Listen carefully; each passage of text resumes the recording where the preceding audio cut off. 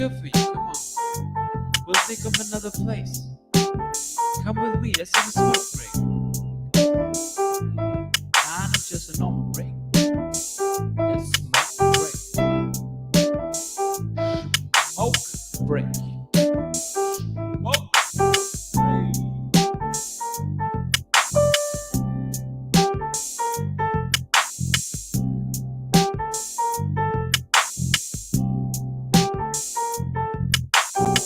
30 seconds and counting. There were plenty of years where there were guys who would dread being drafted by the Buffalo Bills. Not anymore. Astronauts report it feels good. T-minus 25 seconds. Brandon Beane realizes they're in a window of 2 to 3 years max to get this done while the iron's still hot. And getting Von Miller into that situation was big for the Bills. 10, 9. Oh, baby. Ignition sequence start. 6, 5, 4, 3, 2, 1, 0.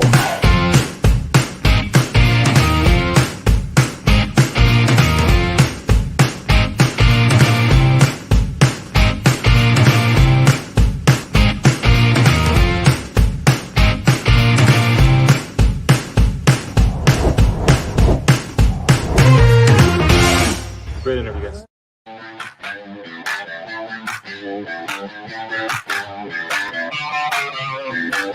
Yo!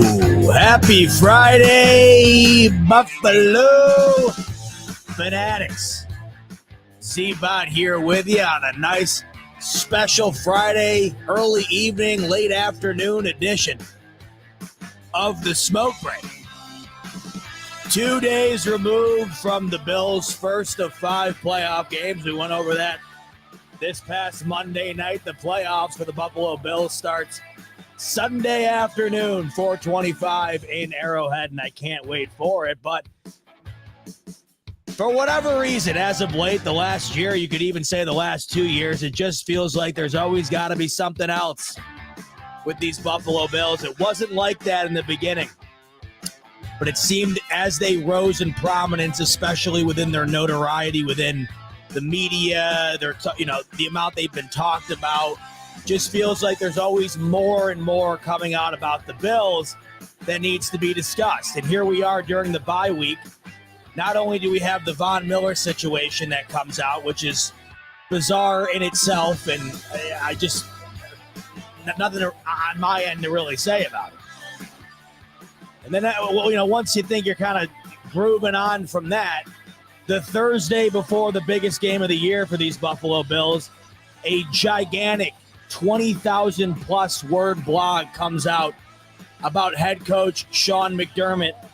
And it's pretty obvious what the contents of the blog was when it is entitled The Sean McDermott Problem. And that's why we're here today. We are going to discuss that 3-piece blog released by Tyler Dunn of GoLongTD.com.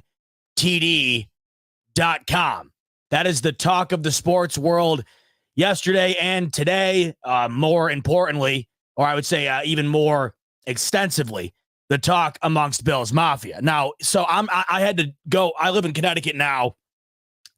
Most all of you know that I live in Connecticut now, but I'm also from Rochester. All my family's still there. And, I never really made the gigantic changes required to move from one place to another. So my doctor is still in Rochester. And I am that type of guy who forgets he made the doctor appointment. Because, when you go to the doctors and then you go to the receptionist afterwards and the person says, oh, they want you back in 4 months. And it's like, yeah, let me make sure I know the exact time and day I have an hour free 4 months from now. So I'm the guy who just says, yep, sounds great, whatever day you got. And then the day comes around and I'm like, oh shit, I got to go to that. Or they're going to charge me like $200 not to show up. So long story short, I had to drive back to Rochester yesterday so I could go to my annual doctor appointment. And then, get that over with. So I'm on the road from Connecticut to Rochester, especially when you have a car like mine where you have to continuously stop and charge the thing. It takes 7 hours or so, depending on how many times you got to take a leak. I'm not on the phone. I'm a huge tech guy, but I'm not a texting driving guy. It scares the hell out of me. I'm not good enough of a driver. to be ripping the phone while I'm driving, nor should anybody. But the moral here is I'm not on the phone, so I don't know what's going on Twitter when I'm in the phone or when I'm in the car for 7 hours.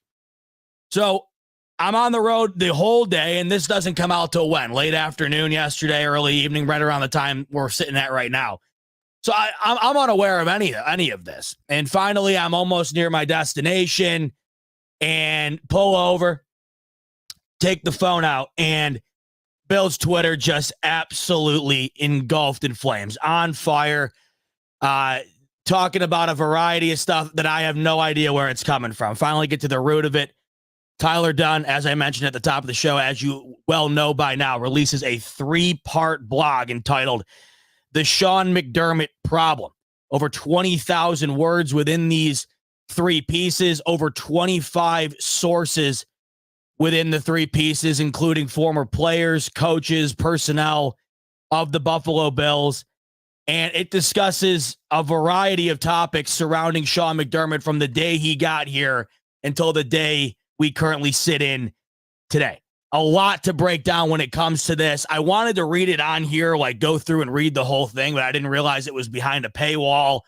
I don't know how all that works. I don't, it's this Tyler Dunn guy's living. I don't want to get in trouble with him or take food off of his table. So I'm not going to sit here and read the whole thing. I don't even know if that's possible to do without getting YouTube on you.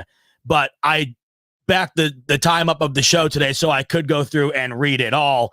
Took some notes and wanted to just discuss what my thoughts were on a variety of different things within there, because if you haven't read it yet, or if you have, it is jam-packed with some stuff, some wild quotes, some wild accusations, maybe not the best word there, but some wild accusations might be the best way to put it, because there are a variety of quotes from mostly anonymous people saying things about Sean McDermott that just do not reflect the guy that I think we've come to know as the head coach of the Buffalo Bills over the last 7 seasons. And as you well know, if you're a longtime listener of the Smoke Break, you know that I have preached to the nth degree the quality of the Buffalo Bills culture and locker room. I have coined it as one of the best in all of sports, not just the NFL, but in all of sports. I have firmly believed that. I have believed that up until now. Even through all of the shakiness that they've had to endure, including the little things here and there this year, starting, of course, with the Stephon Diggs quote-unquote controversy that, in my opinion, to this day is still nothing.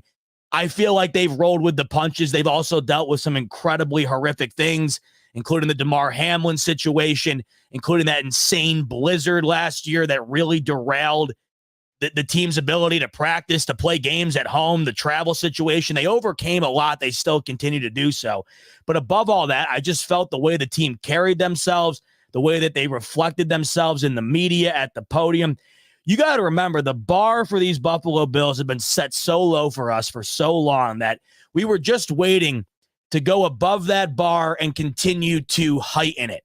And it felt like the minute Sean McDermott got here, the bar was raised. It's felt like it's incrementally been raised since he's been here, and it's felt like they have stayed within that bar, continually trying to still raise it. I felt as though, as I read through Tyler Dunn's piece here, that what we have been shown is not what meets the eye. In fact, within this article, that essentially is what it's trying to tell you, especially in the first part. So much to unpack here, a lot of which I resonated with, a lot that had me scratching my head, and a lot that had me wondering, and this is really what I took away from this whole thing. What is the overall point of this? Why was this released when it was? And what's trying to be achieved here? Because I had felt that within this article, there were a lot of things said about Coach McDermott that were not good. There were also a lot of things said about Coach McDermott that were glowing reviews of him. The one thing that I think stood out the most is that you heard a lot of people who chose to put their name on the record say a lot of good things about Coach McDermott. Of course, it was the ones that did not reveal their name and kept it anonymous that had a lot of not so good things to say about Coach McDermott. I think you can decipher from this whatever you wish, whatever you want, whatever your mindset currently is. And you know what mine's been. I've always been a fan of Coach McDermott. I still am today. But it has felt like it's began to run its course, and it's just felt like that clock has been sped up dramatically over the last couple of months. And if you've been listening to me over the last couple of months, you know that I have been leaning more and more towards the it's time to make a move camp. But as we know from Tim Graham of The Athletic last week, he let us know that anybody with any sort of relationship close to the situation and the Pagulas has told him, at least those he talked to, that there is absolutely no intention of getting rid of Sean McDermott. So you get that article last week, then you get this. It has felt like the last couple of months have been a full-on PR tour trying to get Sean McDermott canned. And to some extent, I get it, especially the situational play calling, the situational coaching. Above anything, that is what you zero in on. Because you could very well argue that Sean McDermott has cost this team several games, several very important games, one or two that maybe could have changed this franchise's history forever. I don't even think that's arguable. But now we're starting to get into different territories. We're starting to get into uncharted waters where it was never about Sean McDermott, the guy. More so, it was about Sean McDermott, situational play calling, his inability to win the big one. We're now steering into Sean McDermott maybe not being the guy we all know, maybe not being a great guy at all, maybe not being somebody within the organization that's not respected. Players don't really have the ability to form a relationship with him. Coaches fear him.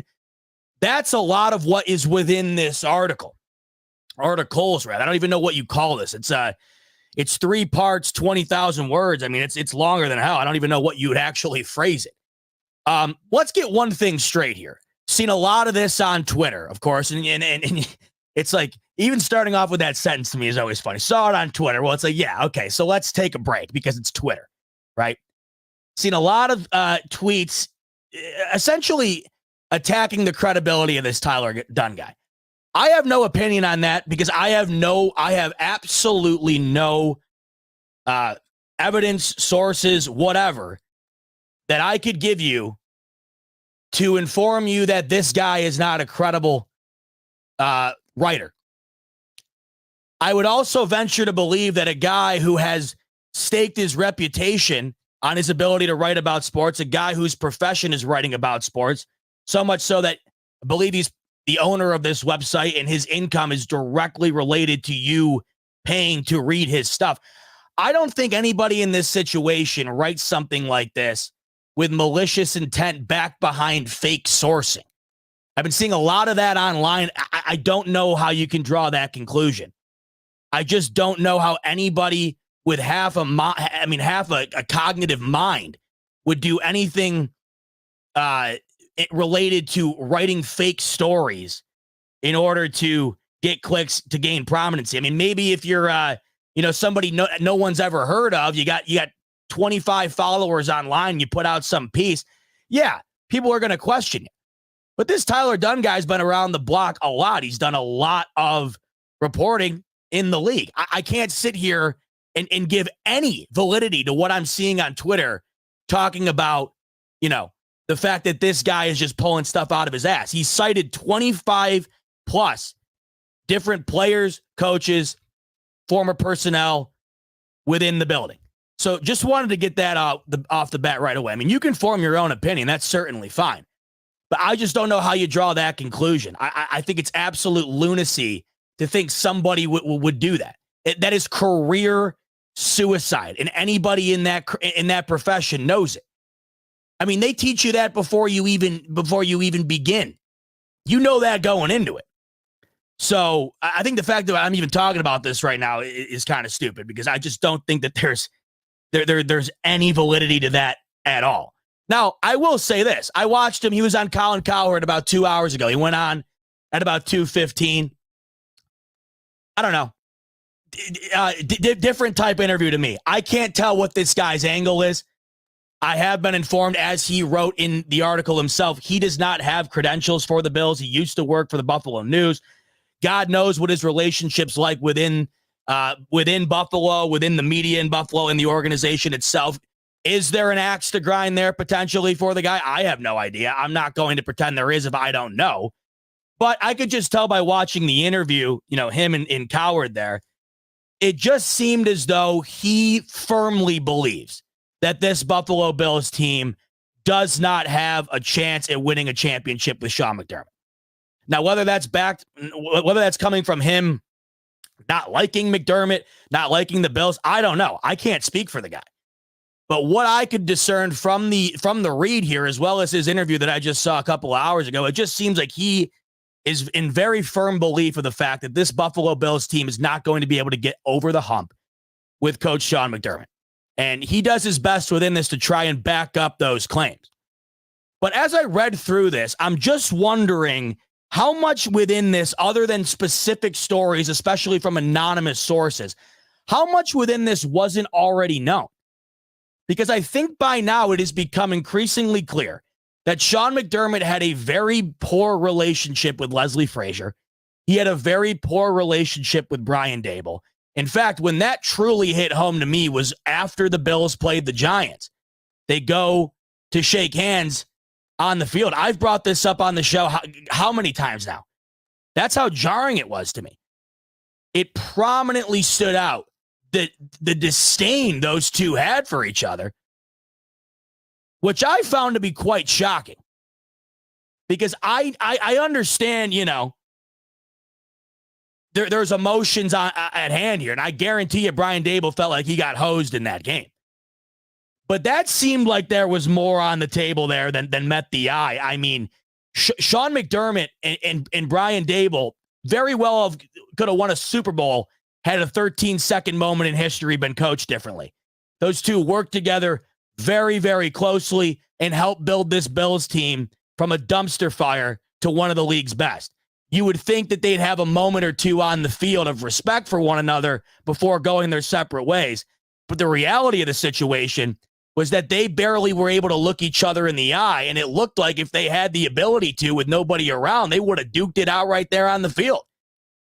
And that really stood out to me. I understood the Leslie Frazier stuff from the beginning because it could not have been more evident. Leslie Frazier was the scapegoat for the 13 seconds. It was never anybody else, in my opinion. It always felt like that. And I think a lot of us, including myself, ate that up. I think a lot of us felt that he was the one drawing up the plays. And let me defend myself and those who thought that. You have a defensive coordinator on the staff. Is it not fair to think that he, in the crucial moments, is drawing up the defensive play calling? That's where I would have said, yeah, this has to be on Leslie Frazier, unless Sean McDermott takes over in that moment. There's an interesting part of this article, and this is what I'm going to do throughout the show here. We're just going to go through the different tidbits that I found interesting, and I'm going to give you my thoughts on each. And overall, kind of wrap this up by talking about what I took away from this overall, what I think it means moving forward, and really what I think it means about Sean McDermott himself. Because in reality, this piece, I can't help but think that when you write a piece entitled The Sean McDermott Problem, the piece is intended to inform the public that Sean McDermott is a problem. I mean, this isn't rocket science, folks. It's the title of the piece. And I can't help but wonder, why now? Why the Thursday before the biggest game of the year? Why the first time in his career when there's been certainly an inability to achieve the expectations? Does all of this stuff from years come out? Because the Buffalo Bills today were sitting, say the Buffalo Bills don't have 12 men on the field against the Broncos. Say they don't absolutely mess their pants against the Patriots. And say that they don't, Josh Allen doesn't throw 4 interceptions against the Jets week 1. You take all those back, you spin it around, and the Bills are 9-3 today. Does this come out? I think the answer, in my opinion, is probably not. It doesn't illegitimize what's within it. It also doesn't take away the facts that are within it. It doesn't take away any of the credibility of the article itself. I just wonder the timing of it and what the motive is here, and if there's anybody outside of Tyler Dunn himself, who is looking to achieve something here after an article comes out from Tim Graham expressing that Sean McDermott's job is safe. Because the way it seems from a lot of these anonymous sources in this article, it feels like people want McDermott out of the building.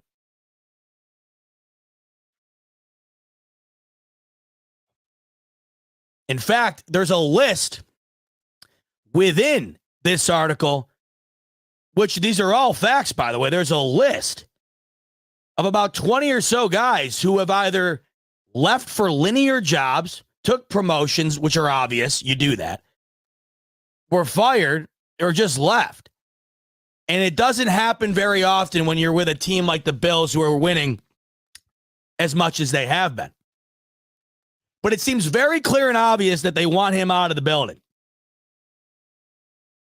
And when you want a guy out of the building, this is what has become of the NFL today and sports these days. And I can't blame them. It's the best outlet to do it. It's just, I think, sometimes unfortunate because I think people's character gets caught in the crosshairs, right? Let's give an example. There's just like two that happened this past week. Zach Wilson, for starters. Zach Wilson goes into this season after a horrific year with the Jets, everybody knowing the Jets completely screwed that draft pick up. Zach Wilson's never going to be a viable starting quarterback in this league. They go and they mortgage the franchise for veteran Aaron Rodgers. He injures himself for the season, 4 snaps in, and all of a sudden a guy in Zach Wilson who felt like he was going to have the ability to sit behind one of the league's greatest, get a year under his belt, and maybe improve his career, is thrusted into the game the first series and is expected to carry this team with unworldly expectations to begin with the rest of the season. And when you have as bad an offensive line as they do, when you have an offensive coordinator that is unfireable because he is there strictly to appease the quarterback that's injured. I mean, the guy's in about as tough a situation as you can be. And it doesn't help the fact that he's just not a good quarterback to begin with. It is malpractice at this point that he's continuing to play. But the truth of the matter is, as bad as he is at the position, he's the best quarterback in the building. So they bench him because the fans are irate, and rightfully so. We've all watched Jets games this year. They are unwatchable. It is abysmal football, about as bad as you'll see. And they're trying to do anything in their power to just get a spark, make a change, and see what happens. So when you go to Simeon and Tim Boyle and nothing different happens, because of course it didn't, you think that's going to be any better, it got worse. And now they want to go back to Zach Wilson. And it gets out of the building. It leaks out of the building that he might not want to do it. He's apprehensive to do it. Somebody leaked that. Somebody in the building heard that, whether a player, a coach, whatever, and they put it out. Made its way to Diana Rossini, who reported it. And next thing you know, it's the biggest story in sports. And for all we know, that could have been Zach Wilson sitting at the lunch table saying, man, I don't know if I can go back in there. It's been terrible, this and that. It doesn't matter who it was said to, when it was said. When it gets out of the building, it's over. Your version of it's done, even though you're the one who said it, because now it's on the narrative train. It's on the first take train and the first things first train. It's done. It's over with. It can't make its way out. But why did it make its way out is the question. This answer to me for this one is more obvious. Nobody wants Zach Wilson or any of these quarterbacks in the building. Probably a lot of them don't want Robert Saleh in the building. Probably a lot of them want Nathaniel Hackett fired and know damn well they can't say it because they're going to upset Daddy Rodgers. There's a million examples here. So what do? They leak it to the media so the media can go and do the bidding for them. It happens all the time. It probably just happened with Frank Reich and David Tepper. There was rumors going around and reported outside of that building that staff within Carolina was legitimately just texting owner David Tepper like, this is what happened today that wasn't good, this and that, and this and that. This stuff happens all the time. And there's motives behind it. Whether they're personal motives, hey, I want to take over so-and-so's job, I want to move up the ladder here. Whether it's franchise-wide, right? Where it's, we're never going to get better without this, no one's doing anything, I'm going to say something. No one ever really knows the motives. But what I'm getting at is there's got to be a motive here. There has to be. And it just seems very convenient to me that it comes out when it does. And I understand the motive here is probably pretty obvious as well. The motive is Sean McDermott needs to go. But we have been told that he's not going. So what sucks about this is that if the reports are true from Tim Graham, and as I will continuously say, there is no reason to believe that they're not. All this does now is just make things 10 times worse, and you're stuck with it. And that's why it's very interesting. There seems to be, as you've noticed, there seems to be two sides to the party here that continuously keep clashing with one another. Right?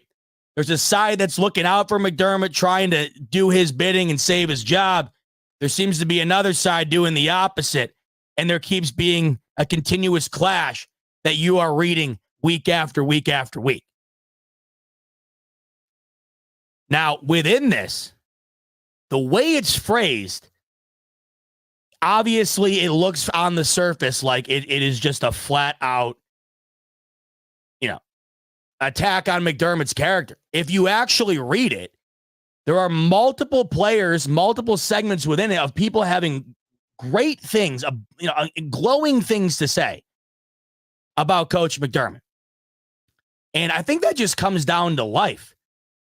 If you asked me my opinion on somebody and you ask somebody else the same question, that's what you're always going to get a different answer. I could probably write this piece, and essentially what this is a concoction of different people's opinion of Sean McDermott. I could write this piece about anybody. I could ask anybody, let's just give a short example. I could ask, somebody about a friend of mine. And I could ask so-and-so their opinion on my friend. I could ask these other people their opinion on my friend. And he might be my best friend, right? My opinion of him is certainly going to be different than maybe somebody else who can't stand the guy.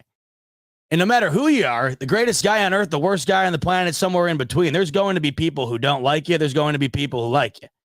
And that's kind of what it seemed like this was. It was a combination of those two things with an overarching angle of leaning more towards him being the bad guy with the good guy elements thrown in there. So right off the bat in this, and what I found to be very interesting is there's an anonymous source right off the bat where Tyler Dunne lays out an example that this coach set forth. And what this coach said is that he feared as though there was going to be turmoil for these Buffalo Bills in this season. And not only did he say that, but he predicted that the offense would be to blame and that Ken Dorsey would be the one to take the brunt of the blame. And credit to Tyler Dunne for starting off with that portion because it's very, it's very peculiar, isn't it? Apparently this source had told Tyler Dunne this back in June. Here we sit in December, and we're about 3 weeks removed from that exact scenario panning out. So we'll talk about here at first what Sean McDermott is perceived to be by those who have given information to Tyler Dunne in this article that sort of shines McDermott in a negative light. As I was talking about earlier, I have preached time and time again about the culture of this team and how much I have appreciated Sean McDermott's ability to rebuild it and turn it into one of the best of the best. So I thought. This article essentially says the culture that we have been told to believe in, the trust the process mentality McDermott put out on display for us when he took the job. It's nothing but a sham.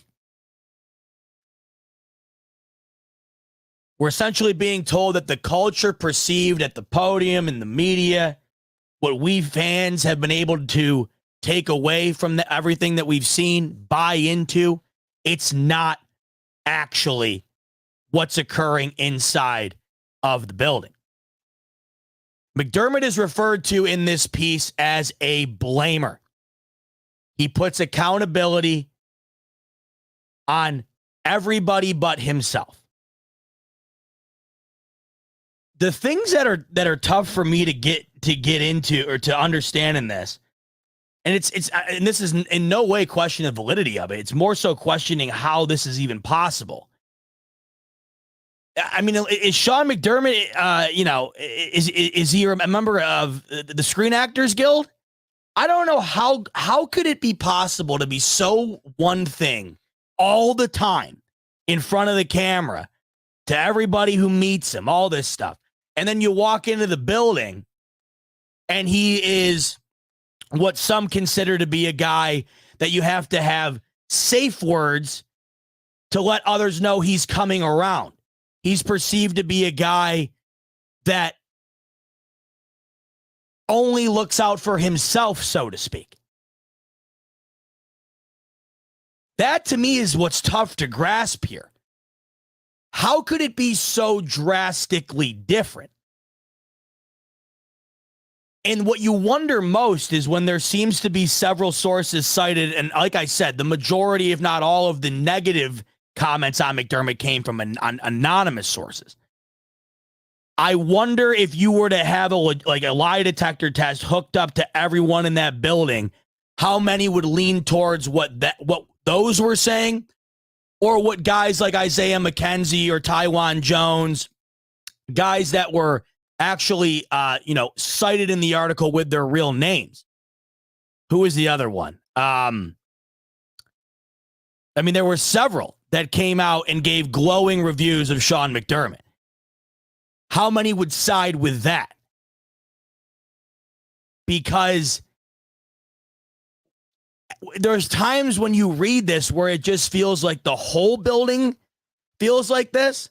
And there's times where you can't tell if it's only portions of the building that feel like this. The one thing that is clearly written out is that many perceive Sean McDermott to be a guy who takes no accountability, blames the rest.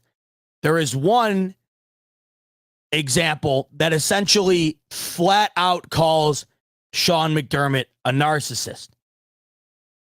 A guy that strictly goes by do as I say, not as I do. A guy that wants nobody having fun. And really a guy that creates a dark cloud over a room that makes everything seemingly uncomfortable surrounding him. As I mentioned earlier, there's a portion of this story that mentions coaches having safe words to say out loud when Sean McDermott was coming close so that they knew to act a certain way in order to not be in the bad graces of Coach McDermott. There's several mentions of times in which people feel like they're going to be fired, like their job is on the line, like if they step out of line, they are going to be in trouble. A variety of different things.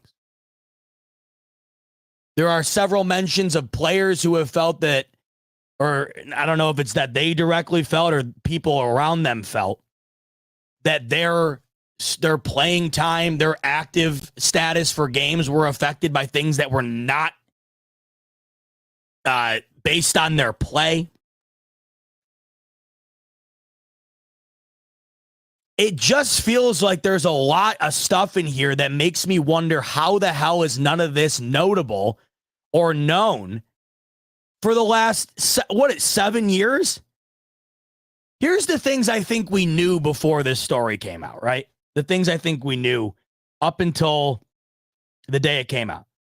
I think we knew that Sean McDermott runs a tight ship. There's comparisons in here that paint McDermott in a good way of what it was like when Rex Ryan was around. Nobody wants that. That's not going to win you football games. It's not going to build a winning culture. It's just never going to work in this league. And no one wants that. Right? We knew Sean McDermott was more of a militant guy than he is your buddy. No question about it. We knew that Sean McDermott had something weird going on behind the scenes. God knows what with Leslie Frazier. And I think after that Giants game, it was very clear that we knew the relationship between him and Dable certainly was not anything that any of us thought it might have been in the past, right? We knew that Coach McDermott struggled in big game scenarios, coached tight, which is what is mentioned throughout this. The word tight. That, I think we all knew. It's evident. We have a handful of examples where the exact same thing happens every single time. Right? So many things, I think, going into it, this that we didn't know, or that we did know. What I didn't know is that there's seemingly no accountability. This article kind of plays off the fact that McDermott starts off usually by saying, it's on me, it's on me. But then it'll go into scenarios where they'll be watching film and he'll find one specific example and blame the loss on that. For instance, there's a portion of this article that talks about Dawson Knox being blamed for the 2019 playoff loss to the Houston Texans because he missed a block in overtime. Countless examples of McDermott essentially taking no accountability at all and putting it on everybody else, specifically the offense. This year, I've noticed, I think, a bit more than ever that he tends to protect the defense when he speaks more so than he does the offense. That's for sure. But I also get the impression as I read this that it's almost unfair that McDermott criticizes the offense as much as he does. And to that, I disagree wholeheartedly. How many times this year have we watched games that the offense could not do a damn thing and in turn they lost the game? Several times.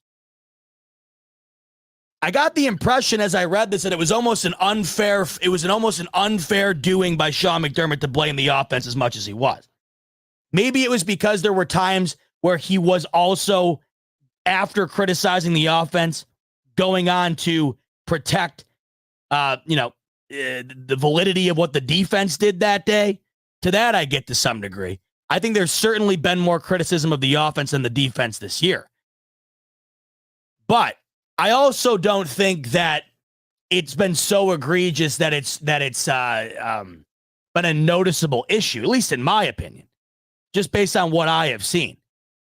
Because we know what this defense has gone through this year. We know the struggles that they've faced injury-wise. And I've said throughout the year that I have felt, based on the circumstances, this defense has done a more than serviceable job.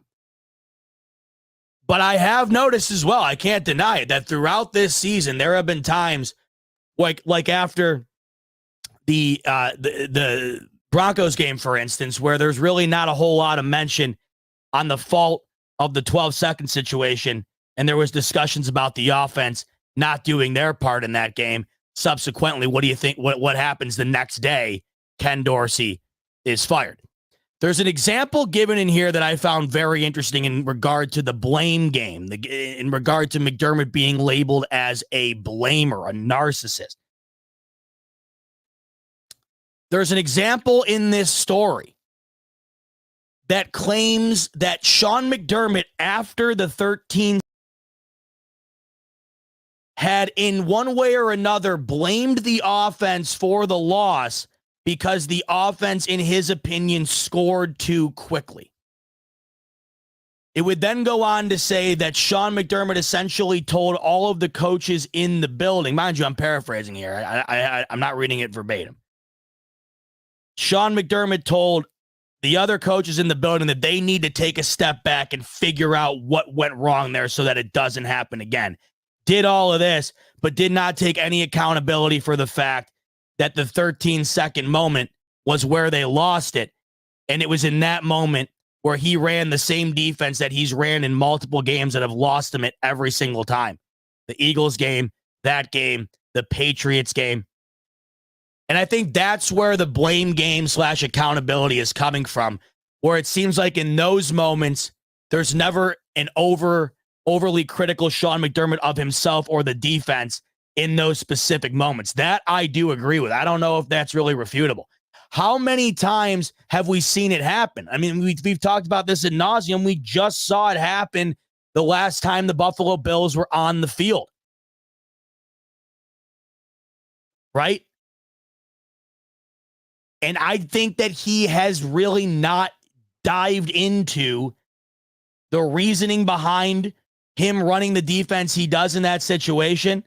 I also don't think he's put nearly enough blame on himself for that situation. We know that because we were stuck trying to figure out who the blame was to be given to in that 13-second situation because no one ever actually took the blame.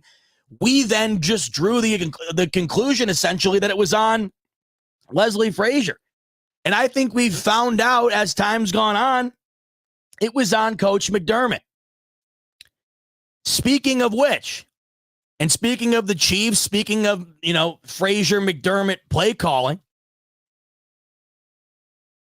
the article cites a moment back in 2020 when the Bills played the Chiefs at home in the COVID year. Of course, the only time the Chiefs come to Buffalo was in COVID was around and no one could go. We've yet to be able to go watch Mahomes in Bills Stadium, yet Josh Allen's on his way to go play his fifth in Arrowhead. The article discusses that in this game, Sean McDermott told Leslie Frazier essentially to take a back seat because McDermott was going to overtake the play calling. And in doing so, Sean McDermott, his game plan for the week was we're going to let the Chiefs run the ball. And what did they do? They took advantage of it. They ran all over him that day. I think they ran for over 200 yards. And not only that, but Mahomes also had a great game and they got destroyed. The odd part about this is afterwards, apparently, McDermott still pinned the blame on Frazier. These are just a couple of the examples that people have laid out within this article. Of course, a lot of them, like I said, had not given their name. Anonymous players and coaches. But these are the examples where a lot of people apparently within the building have found McDermott to be a guy who is constantly trying to look out for himself, put others under the bus, blame others, and take no accountability. Now, there's several examples of this in the article, and, I can't refute them. Like I said at the top of the show, and I'll say it again, I have no reason to believe that any of this is fabricated. I can't believe that, and I won't believe that until I'm given evidence to prove that. What's so hard for me to believe it, though, is because it just doesn't seem like the guy we've known this long. And that's what's so interesting to me about this article. There's another thing that really stood out to me as well, and we all remember this. Remember when Coach McDermott talked to the media about how hard he works and how, about his family, and, he spends nights at the facility, sleeping there, works his ass off because he's trying to teach his kids that hard work pays off. We all remember that. In fact, I have to go as far as to say that one particular quote of his really baked into how I viewed him, as a guy in general. It was these little moments, these little things that he would do that would, to me, culminate into how I viewed him and his character. That moment was one big piece of that, I would say. There's a source in this article that comes out to say that story he told the media, him staying the night at the facility, right, working the long nights, staying in the building, was 100% false. Completely false. The source said that nearly every time they left the building, or they were still in the building and would go to ask McDermott a question, see if McDermott was there, he wasn't there. So not only was he not staying the night, in which this source said to his knowledge he never stayed the night once, but he was also not the last guy out of the building either. In fact, he might have been one of the guys leaving earlier than others.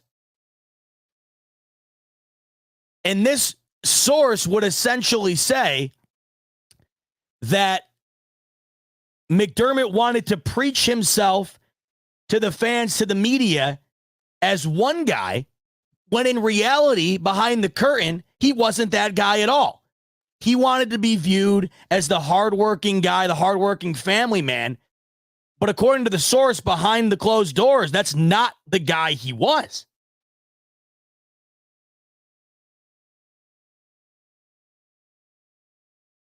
And it's so hard for me to wrap my mind around this because, like I said, is McDermott, is he in the Academy? Is he voting for the Oscars yearly? Because I don't. Is he that good of an actor? The weird part about this story to me is that there's stories like this, right? There's stories like what that source, whoever that may be, has. And then there's stories specifically from guys who gave their name. And I love that because I know who it's coming from. When I'm hearing all of these pieces ripping McDermott within this article, and I don't know who it's coming from, that also adds to the difficulty for me to really embrace exactly what I'm hearing. And that's not on the back of Tyler Dunne, by the way. And people need to remember that. People are getting on Tyler Dunne for writing what he's told. It's the classic case of don't shoot the messenger. The guy's a journalist. He's writing it down. They're not necessarily the views of him. Now, do I think the overarching view of this article was to shine a, not so great light on McDermott? I absolutely do. Yes. But that's not to say that, Tyler Dunne's writing just random stuff. He's being told this stuff. Now, who he's being told from and how much of it is being fabricated, how much of it is 100% truth, we don't know that. But it's not on the back of Tyler Dunne for that reason. That's for sure. But when we're talking about moments where I'm hearing that he leaves the building early, he's lying to the fans that he's really not a hardworking guy, he doesn't put in the long hours. In part 2, there's a quote from a source that goes on to say, he never, ever, ever does a damn thing with any other intention than to empower and grow the Buffalo Bills franchise. That's a fact. All he wants to do is help that team win. Now that's the truth. If you read this, and I don't know if all of you guys have read this all the way through, there are going to be moments, and I'm going to have to go back and read this again and again to really let it sink in. Like I said, it's a long read, and I'm fresh off my first read here. It's kind of why I'm bouncing from point to point, because it's tough to dial right in because there's a lot. But I found that there were multiple times where I'm reading one thing and I'm reading a completely contradictory statement on the same topic from another person. And that's why I said in the beginning, why exactly was this written and why was it released when it was?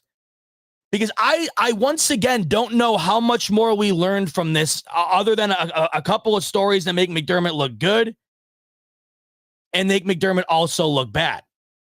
Plus a couple of stories baked in there, like the 9/11 thing, where it's just like, and then and let me just say something on that for a second.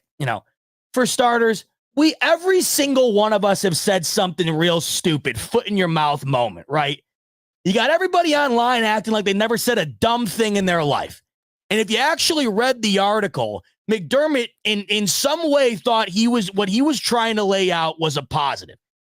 The way that they put it essentially was he was trying to say, if evil people can pull off that with teamwork, imagine what really great people can pull off with teamwork. That was the motive.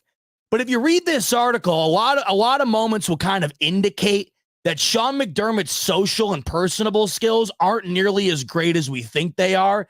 And that, to me, is one thing I think I learned from reading this. And it kind of seems like it might be, something that makes sense, at least to me. Because they would say that in that moment, it seemed like there was a lot of genuinity surrounding what he was trying to do. And he could not understand why people were so stunned and taken back by what he was saying. And now people are trying to make Sean McDermott out to be some absolute asshole because he was talking about 9/11 insensitively. He was not doing that, nor was he trying to do that. But it does not excuse the fact that it was a terrible analogy, should never have been done in the first place. It's just being flipped on its head. And it's moments like that in here that really make you wonder, like it came out today that within the building, almost everybody who's been in that building for the last couple of years knows well and good about that story and are well over it. And in fact, it's an inside joke in the building now. Like they bust chops about it. But now all of a sudden, and I talked about this earlier, when stuff like that comes out to the media, it doesn't matter the context. It does not matter what he was trying to do. It does not matter that right afterwards, he sincerely apologized to the team about it. None of that matters. All that matters is Coach McDermott used 9/11 as analogy to inspire team. And people are going to read that headline and they're going to keep scrolling, and that's that. And there's a lot of moments like this in that article, and that is unfortunate. And that's why when you see McDermott take the podium today, right, he believes that this was an attack on his character. And I can't imagine I would feel any differently if I'm him. Because you have moments like that where you feel like, I mean, you could tell based on when you read this that he was obviously real upset about the fact that whatever he was trying to do, which once again, by the way, was just not a good idea. He was real upset about the fact that that did not go over well, right? Real upset. But he's thinking in his mind, that's done and over with. I've made my amends with the team and I've learned from it. And now the whole world knows it. And like I just said, and he knows it too. It doesn't matter that whatever happened in the past and he made his amends with it and it's done. None of that matters. Because now all of a sudden everybody knows about a moment that happened inside the building that was embarrassing that he wants to move on from. And they spin their own thing on it. And if you've noticed,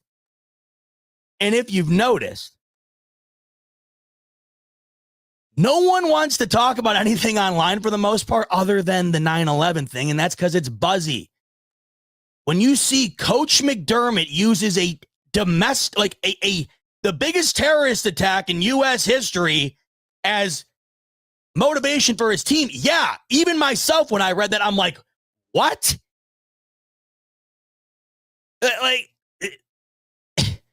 And then when you read it, it doesn't make it any less dumb. No, I'm not saying that. But when you read it, you understand, man, Coach, like, I understand there was no malicious intent at all. And he wasn't even trying to be funny. You understand he thought he was doing something inspiring there, and it just did not land. It did not land. So I wanted to just give my thoughts on that real quick, because what I find annoying is that, of course, is the biggest thing that comes away from this, because, you know, that's where you're going to get your jokes and your memes and all this stuff. And, you know, whether Coach is a guy who doesn't take as much accountability as he should or whatever, I got to say this. You know, whether all these opinions about him that are negative or true, there's also a lot in here that are positive. And if he can go 7 years in front of the podium, 7 years interacting with fans, and I haven't seen a damn bad thing said about him, I feel bad for him today that there are that there's a lot of people who are barely even going to, there's people that aren't even going to read this, and they're just going to immediately think he's a bad person. I feel bad for him on that. I absolutely do.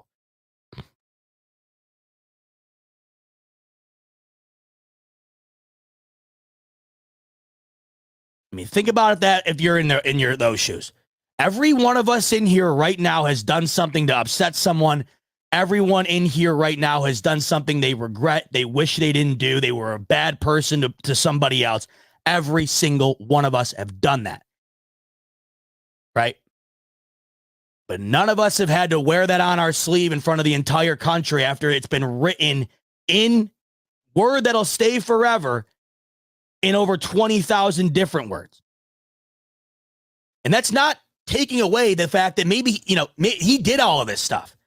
But what I'm saying is I think he's also done a lot of things that have made him seem like a pretty damn good guy to me. You ask people right now their opinion of me growing up, depending on who you talk to, there's probably some people who didn't like me. I would very much venture to believe that, right? There's going to be different opinions. If you asked my mother her opinion of me, or if you asked my worst enemy their opinion of me, there's going to be conflicting things there, right? But what I would hate to have is the opinion of my enemy become the opinion of me as a whole. It doesn't take away from the fact that maybe I did something terrible to that enemy, right? Whatever that may be. But I also do wonder that if McDermott blaming Dawson Knox for the reason they lost the game, I wonder if McDermott getting mad that the offensive lineman wore Jordans during practice, that's a part of this article. I just wonder how all of that makes McDermott, what we've come to know of him, disappear.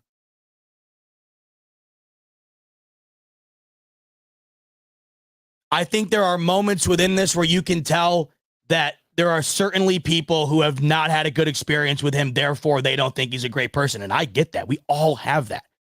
There are also other moments that I just feel like are used to try and really belabor the point. Like that Jordan example, for instance. There's a part of this article that talks about the relation between Bill Belichick and how, that militant style of coaching worked and this and that.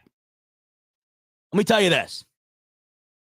You're watching it unfold in real time. There's never been someone in sports who's been more disrespectful to the media. There's never been somebody in sports who's been, you name it. Then when it comes to the mistreatment, I believe, at least in the public eye, of just about everybody, than Bill Belichick. But guess what? Nobody gives a damn when you're winning. And that's why when Bill Belichick's on a 6 Super Bowl run, even myself, I found that, we're just on to Cincinnati. I found that hilarious. You're just looking at him like, man, this old guy, you're just like, man, what a jerk. But you're laughing because you're like, man, this guy's so good. He doesn't even have to answer your question, right? But now look what happens. Right now, look what's happening when you go into week 14 with 2 wins. Everybody hates Bill Belichick. Everybody wants Bill Belichick canned, right? So it's very convenient that the militant stuff works when you're winning, but all of a sudden 2 years removed when the greatest quarterback of all time leaves, it's very convenient when that guy leaves and all of a sudden things go in the gutter. All those coaching tactics actually were never good. You're a terrible person. You're going to get fired. It's happening to McDermott on a much lesser scale. They were having success, certainly not that of Bill Belichick's. But you're watching that when you go from playoff appearances and AFC championship appearances and stuff, and now you're on the fringe of not making the playoffs. The same type of thing is happening right now.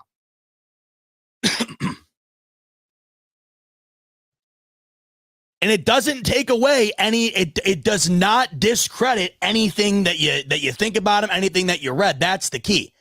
Like, for instance, Bill Belichick today is the same guy he was at during his 6th Super Bowl. Nothing's changed. It's just the public perception of him has changed because he is losing. That's the only difference here. And that's the only thing that matters. And frankly, that's the only reason why I think right now this article has any sort of prevalency or prominency. And that makes sense. Because this article wouldn't matter right now if the Bills were undefeated. Nobody would even care. Do you think anybody would care that Sean McDermott had a problem with the ex-wide receiver coach getting gifted a car if the Bills are 11-0 right now? I mean, there's some weird things in here that do really make you scratch your head. I can't deny it. It's just that it just feels like right now it's an extra splash of kerosene on an ever-growing fire of this Buffalo Bills season. So I guess what I'm trying to say in that little portion there is there's a big part of me that is taken back by this and wondering what to make of it. There's a big part of me that's really questioning a lot of what I've known. But there's also a big part of me that has to stay true to what I have personally seen and also understand that there are segments within here that I'm reading from personal opinions, personal experiences that also contradict with, in the same article, other experiences and opinions that are glowing. With all of that in mind, I still have to understand that from what I've seen in a 7-year period, I do not think Sean McDermott is a bad person. I do not. And you got to get on your soapbox at times because, as you all know, I'm guilty of this all the time. You read the headline, next tweet, next video. There's going to be so many people who just think Sean McDermott is a terrible, whether you want him to be the coach of the Bills or not. You got to remember, that's a man this morning, a man with a wife and kids who's got to go to the podium today, hat in hand, essentially, and basically look like the court jester because this article comes out about him with 7 years of all of these people's opinions on him. That doesn't happen every day, and it's not an easy place to be. And if you actually read it, yes, you're going to read some things about McDermott that aren't very good at all. You're also going to read some things that make him out to be the guy that I think we all thought he was. But like I keep saying, none of that matters because 90% of the people aren't going to pay the $8 to read Tyler Dunn's article. They're just going to take away what they read on Twitter or what the hell somebody said on TV, right, or whatever the hell else, and they're going to run with that, and it's unfortunate.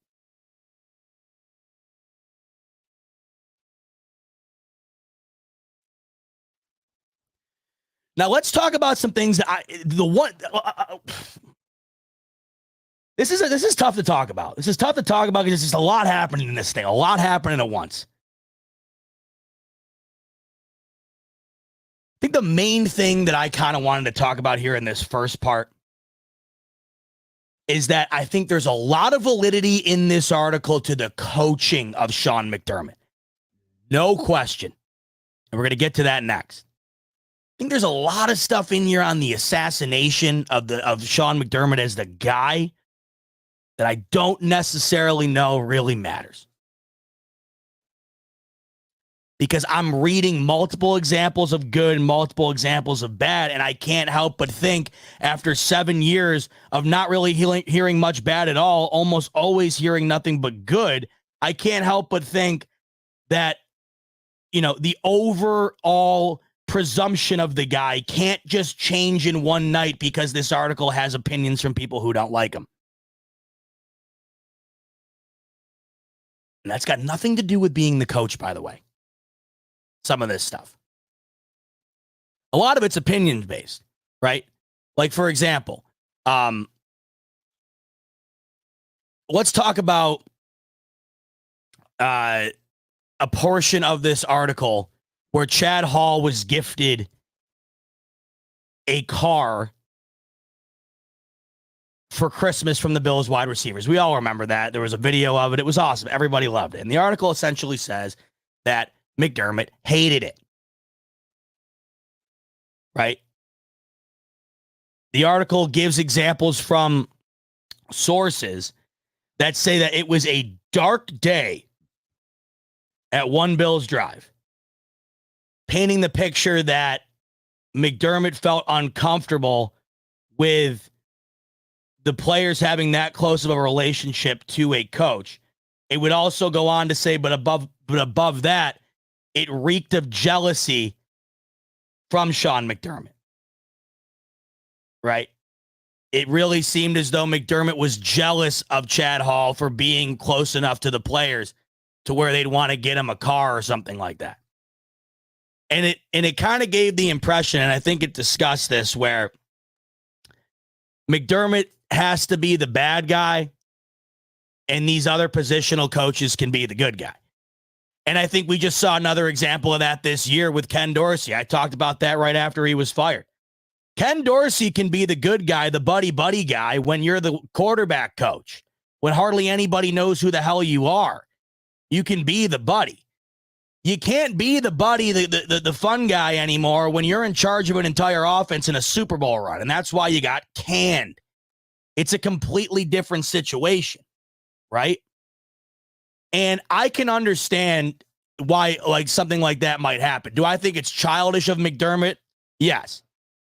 he should be embracing that like everybody else was. He should think it's awesome that he's got a coaching staff or somebody on his coaching staff likable enough amongst the players for them to buy him a car. He should not be getting jealous. But you also have to put yourself in the shoes of McDermott, where he's got to be the guy on these guys' asses all the time. And everybody probably thinks because of that, he's Ebenezer Scrooge. So it's got to be tough when you walk in the building, work your ass off, and you see the wide receiver coach get a car, and all you have is resentment from players because you got on them. But guess what? Welcome to the big leagues, coach. You're the head coach. It's a thankless job unless you're winning the whole thing, and even then, what are you doing for me tomorrow? It's one of the toughest aspects of the job. Very thankless, very unappreciative. I mean, for God's sakes, like I mentioned earlier, Bill Belichick, maybe the greatest coach in the history of sports, 2 or 3 years removed from the greatest dynasty in the history of sports, is going to get fired. Okay.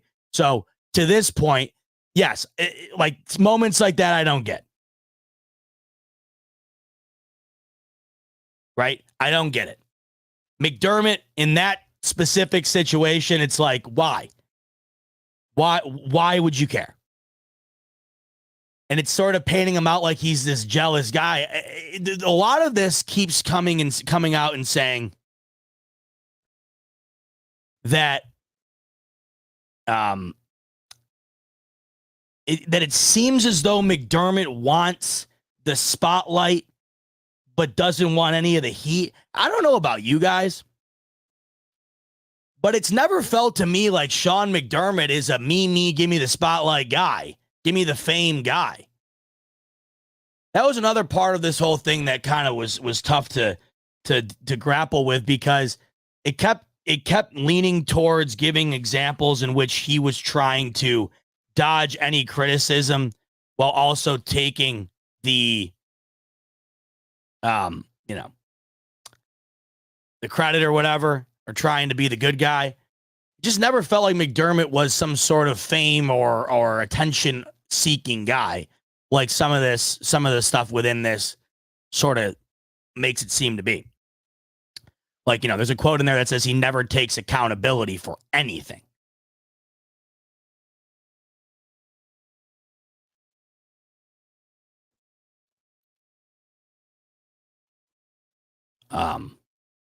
Just reading through a couple more things here, because there's different portions of this that I wanted to talk about. The beginning here mostly is about, him as the man, as the person.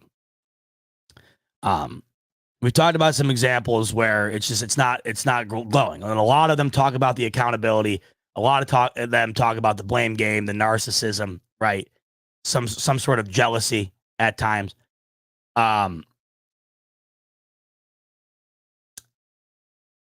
And then there's also examples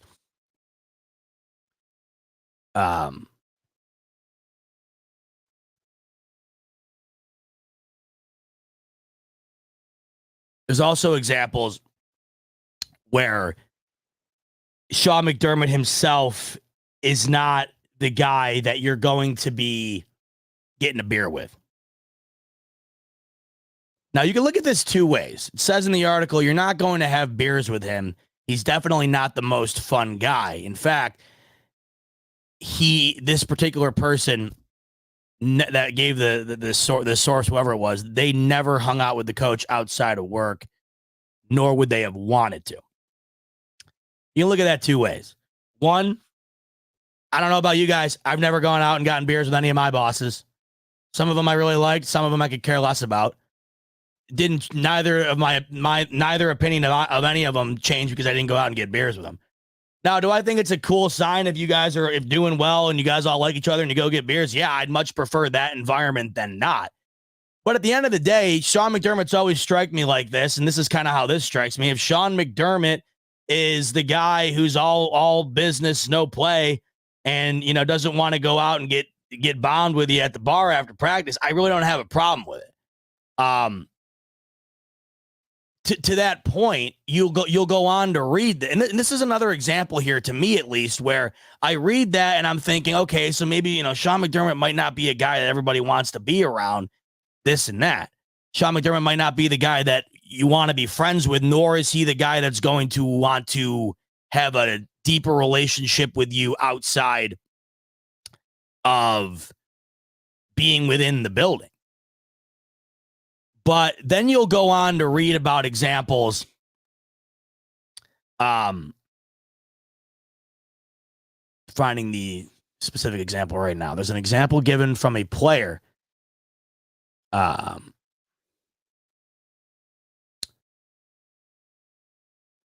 Give me 1 second here. Man, I mean, I'll tell you, there's so much to sift through in this. Very well written, by the way.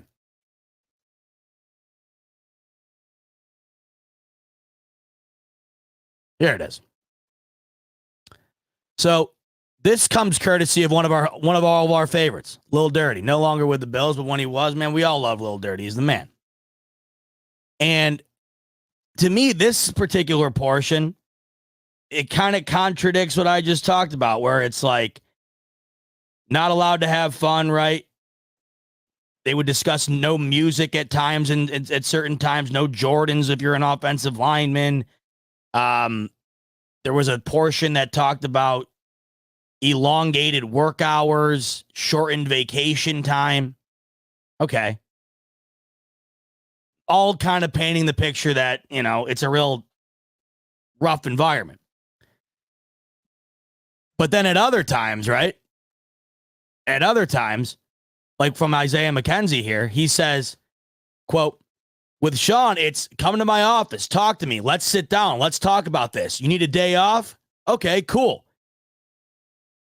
With Sean, the person to person is so good that even though you may not like the way certain things are, you still want to play for him because he cares about you off the field.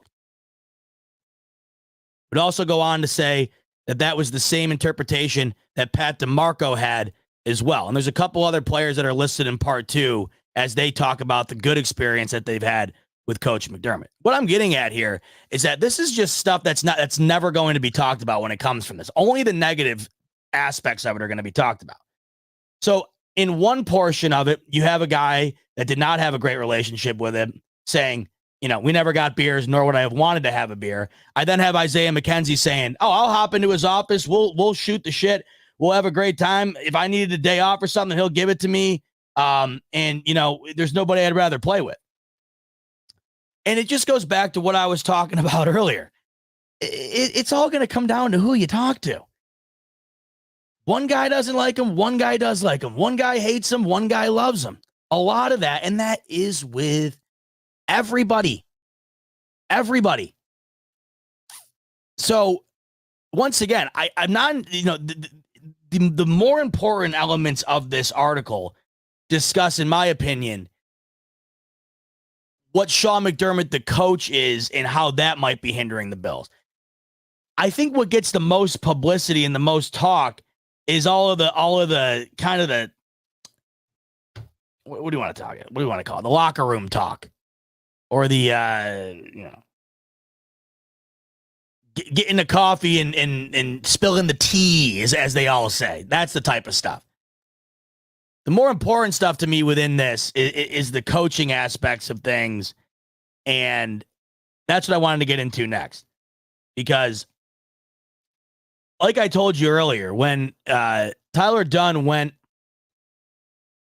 on Colin Cowherd's show earlier today, he had discussed a variety of different things. But the one thing that I think that stood out to me the most, and the one thing that I think that he's kind of hammering home the most here in this piece, is that, you know, Sean McDermott is not going to be the guy who wins these Buffalo Bills a Super Bowl. And at the end of the day, that's what we've talked about all year. It's got nothing to do with him, the guy. It's got nothing to do with his character, all this stuff. Frankly, you know, we all know people that are great guys. We all root for great guys. But we're rooting for a Super Bowl. And I like Sean McDermott, right? Some people don't, some people do. I do. But if Sean McDermott isn't going to win the Super Bowl, I don't want him as my head coach. It's not a slight to him. He did a terrific job getting the Bills to where they are. But if this is as far as it goes with McDermott, it's time to move. And That's what's most important to me, and we'll talk about that next. Before we do, I want to talk about my latest sponsor here on the smoke break. It is my friends over at BetWS. Real excited to be partnered up with BetW, or why did I say BetWS? I'm trying to say BetUS. I feel like I was trying to say www.betus.com. No, folks, it is BetUS, the newest partner here at the Fanatics, with the smoke break. I'm all over the place right now. Give me a second to collect my thoughts. Resume. Here we are.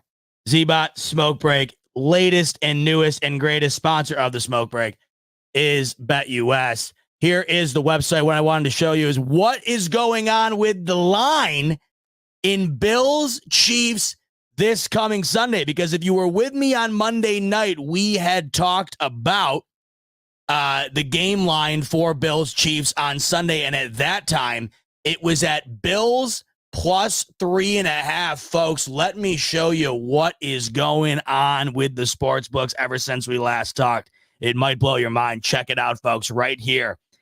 As of right now, just a few days removed from the last time I talked to you, the Bills are plus 1.5. What does that mean?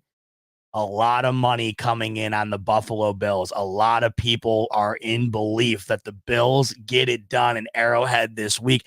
I don't know if that makes me more confident or less confident, but all I know is that there is a lot of faith being put in to the Buffalo Bills this Sunday on the backs of a lot of sports bettors. Now, if you have your faith in the backs of the Buffalo Bills, you yourself can go over to BetUS and get on those Buffalo Bills with me, because I am doing the same this week. Believe it or not, I'm confident in the Bills this week. I don't know why. It just feels right. Sometimes it does in my gut. Sometimes it doesn't. It feels right to me. I'm back in the Bills this week. And if you want to too, you can do it on BetUS by going to the link in the description below. They have a 125% sign-up bonus that you can get through that link. And in addition to going ahead and putting a couple of bucks on the Bills, you can do parlays, you can do live bets, you can do all of the different sports, including Saturday night coming up. We have got the NBA in-season tournament final. I don't know if any of you guys have been watching the NBA in-season tournament. I've honest to God been loving it. It's great. It's like NBA playoffs early in the year, and I usually only get into the NBA during the playoffs. I've been loving this part of it. But, they got everything here, down to darts. I absolutely love that. So BetUS description is in the link below for 125% sign up bonus. You can go and take advantage of that right now. And as always, much appreciate BetUS for sponsoring the smoke break. So let's continue to talk about this whole situation at hand here. And let's get into talking about what exactly is going on within this article that discusses the coaching itself. Because at the end of the day, like I discussed earlier, you can be whatever the hell you want, unless you're committing heinous crimes or whatever, going to jail, God knows what. If you're a certain type of person, that frankly does not matter as long as you're winning. I can't imagine anybody would have the greatest things to say about Bill Belichick's personality. But does anybody really care when you're winning the amount of Super Bowls that they do, or that they did, right? Does anybody care? I would venture to say the same thing about Nick Saban at Alabama. I've said forever, and everybody feels this way probably. Nick Saban is the college football version of Bill Belichick. Does it really matter? The guy, people wanted him fired 3 weeks into the college football season this year, and now look at him. College football playoff. It's incredible. And I don't know how easy it would be to go out and have a beer with either of those guys and keep the conversation going, but I don't really care. Because at the end of the day, they're there to win football games and championships, and nobody did it better than those two.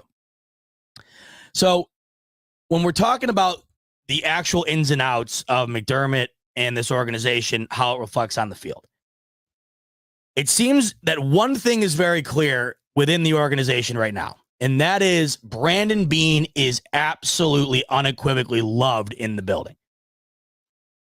There's a portion of this article that would go on to say that many of those that had criticisms of Sean McDermott had the complete opposite to say about Brandon Beane.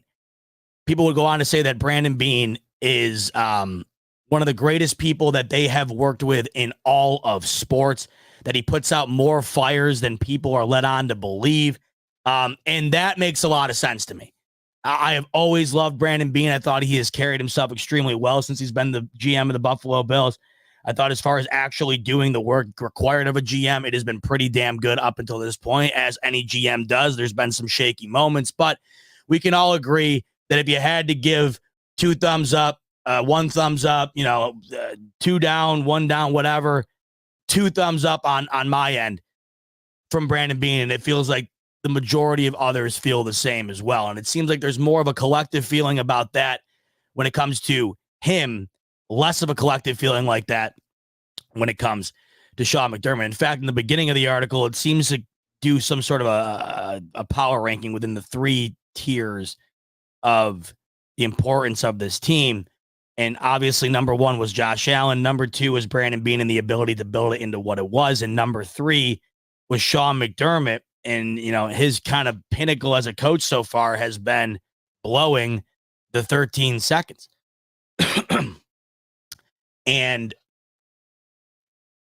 it just feels like everywhere you look, he is the brunt of a lot of frustration within the building with a lot of people. So you got people in this article saying everybody wants out of that place. That was coming from one of the ex-coaches who gave an anonymous quote in this.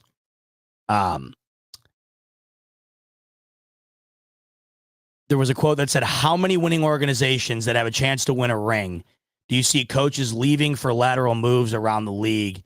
At this point, it's laughable," in regard to McDermott kind of moving people out.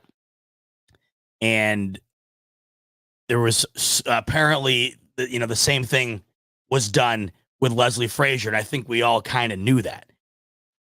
But the coaching itself, there's a word that's used a lot in this, and I think that I resonated with it as soon as I saw it. And it was the word tight. Sean McDermott coaches tight. There was a moment in this article that discusses how Sean McDermott during Tom Brady's era would get very tight the week before they played the Patriots. And ever since Brady has left the Patriots, that era is done. The Bills moved into more of a championship window. That tightness has now translated over to coaching against the Kansas City Chiefs. And how ironic that portion of the article was in there, and we all know who's next up. Now, hey, look, the Bills have won 2 consecutive games in Kansas City, and they have not gotten it done in the playoffs. That is certain. But it's not like they have lost every single time. The Bills have, a 2-2 record against them in the regular season, I believe, or maybe a 2-2 overall regular record collectively. Either way, it's not like they've been completely outclassed, but they've been outclassed when it matters the most. But the word tight is used, and it stood out to me because I feel like that has been the best way to describe how this team feels in crucial situations. And it sort of came across in this piece as if the tightness that Sean McDermott, kind of delegates within the building is then embodied by everybody. And there's, of course, examples that we all know that are given that we all could list off the top of our head right now. The 20-second or the 13 seconds, obviously. The 20 seconds where it's, instead of giving your all-world quarterback a chance, you fear the negatives that could possibly happen, so you moved on. The consistent inadequacies of this defense, including against a guy like even Mac Jones in late games that end up losing the Bills these games. This is what the main focal point should be. To me, the main focal point isn't, Sean McDermott not wanting to get beers with guys and stuff. However, that stuff all does play a role, I think. I just, when it comes to this article in general, I just wonder, I'd love to know the general heartbeat of the entire building. Because if I got a group of guys talking about one thing and a group of guys talking about another thing, all in the same type of situation, well, it's really hard to understand what the collective feeling is overall. But I'll once again say this. If the building was that toxic, I just have a hard time feeling or believing that none of it would have gotten out by now. You know what I mean? You even have guys like Taiwan Jones, for example, talking about the fact that, when he, or was it Taiwan Jones or was it, who was it? It was either Nyheim Hines or Taiwan Jones. I forget which one, but they were talking about how when they came to the Bills, it was a 180 from where they previously were in a good way. It was Taiwan Jones. Just found it. He had said that he understands why McDermott is so harsh. He has to put his foot down to seemingly set a standard, right? And he had liked that because in Oakland, or wherever they were at the time, Oakland, Las Vegas, it was such a dysfunctional organization with no cohesion that going into a building where there was that and it was more militant made more sense for him, worked better for him, gave him a better chance to win. And I think a lot of times it depends on what works best for you. I mean, a lot of people in this profession might want more of a buddy fun environment. But that's not necessarily what's going to win. I mean, there's a reason why that it's called the Patriot Way. The Patriot Way was no fun and games at all. That was militant. That was your hardest work day in and day out, and it paid off. To what extent, however, that gets to a point where it's a fault is to be determined based on who you talk to. And as I keep saying, there are certain people in this article that found that it just goes too far at times. But you have to admit that up until now, it has built a top tier football team. But it's the inadequacies late in games that are truly what is the biggest Achilles heel of these Buffalo Bills. And we talk about the tightness in big situations, as does the article, and it all comes down to a lack of aggressiveness. And learning from mistakes. There's a portion of this article that talks about a coach like Dan Campbell, who had made a play call earlier in his career that he regretted. I think he would even go on to say he'll regret it for the rest of his life. I forget exactly what it was. But there was a very similar circumstance later on in his career. And he did what he would have done in the previous scenario, in that scenario, and it worked. And the overall point in this portion was essentially how McDermott has not learned from the mistakes that he's had. And that I completely agree with. We have seen how many examples of moments where McDermott has the ability to prove the doubters wrong, to right the wrongs of the past that are so similar. And it's come up on the short end just about every single time. And this year alone, it just feels like it comes up on the short end almost every week. And that is irrefutable to me. And it seems to come down to this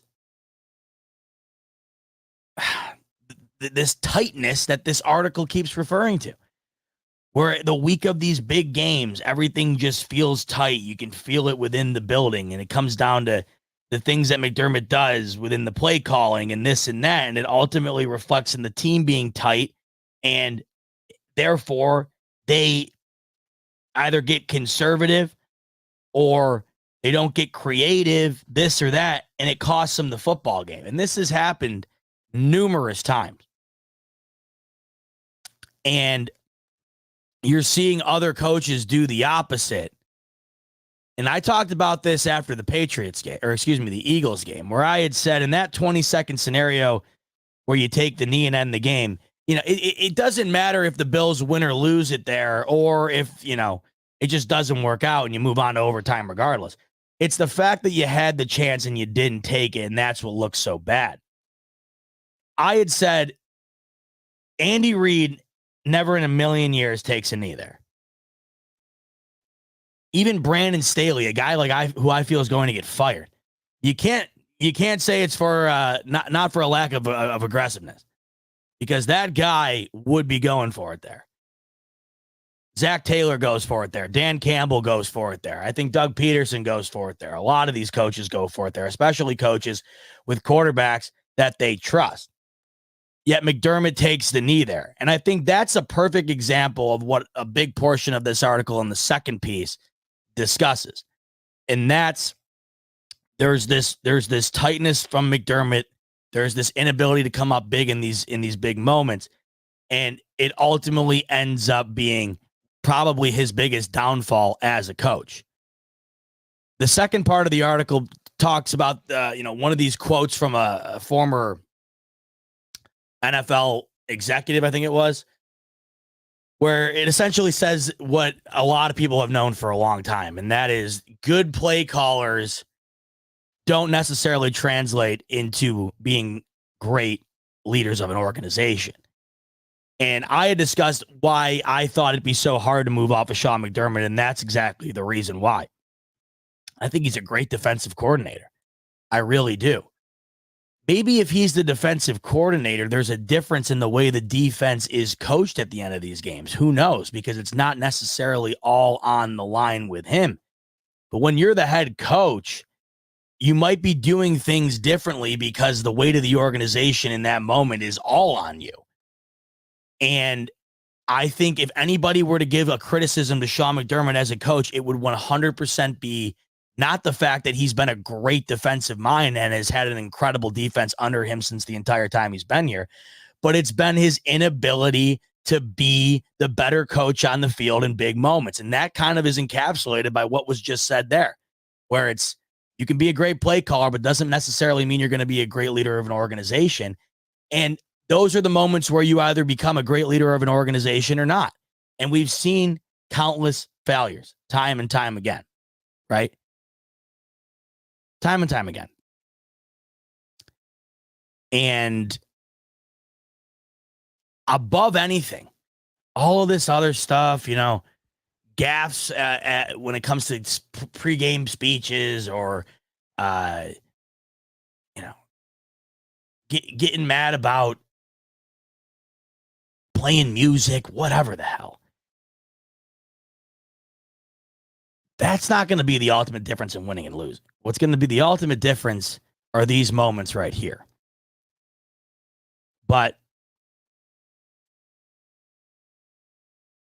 these moments right here have been his biggest Achilles heel. And within these moments, we have noticed one particular thing a lot of the time. And this is one portion of this article that really stood out to me. We have noticed almost every time the offense gets it done. In particular, Josh Allen. I mean, in the 13-second game, Josh Allen might have played the greatest game in the history of the NFL by a losing quarterback. I mean, I'm not even remotely kidding. In the Eagles' loss 2 weeks ago, I think that was the best game a quarterback has played all year, regardless of a win or a loss. But it resulted in a loss. And even in games where he's not playing well at all, like the Patriots game, he goes and gives them the lead with under 2 minutes left. Even in games where he's not playing well, like the Denver Broncos game, he goes and gives them the lead, right? There's a part of this article that talks about the fact that there are people in the building who believe and have relayed to Tyler Dunn through this article that Sean McDermott has absolutely no relationship with the offense whatsoever. And his relationship with the face of the franchise, one of the best quarterbacks on the planet, the reason Sean McDermott gets an extension in the first place. The relationship with that guy is just really kind of a relationship, and that's that. That to me is a problem. And I think that makes so much sense to me. And it's probably one of the main catalysts as to why people find him being a blamer or a guy with lack of accountability. Because when he is so entrenched within the defense, it's probably a lot tougher for him to find the fault on the end that he's completely, within, compared to the side where he might not even know those guys as well, much less not be a gigantic part of what they're doing. I find it a bit tough. It's not that him and Josh Allen have a bad relationship, but it's just like, it feels like they just kind of have like a working relationship, a corporate relationship. And all I know is in this day and age, in this league, it's all about the quarterback, and it's so hard to find the one to do it with. And the Bills have the toughest piece of the puzzle figured out.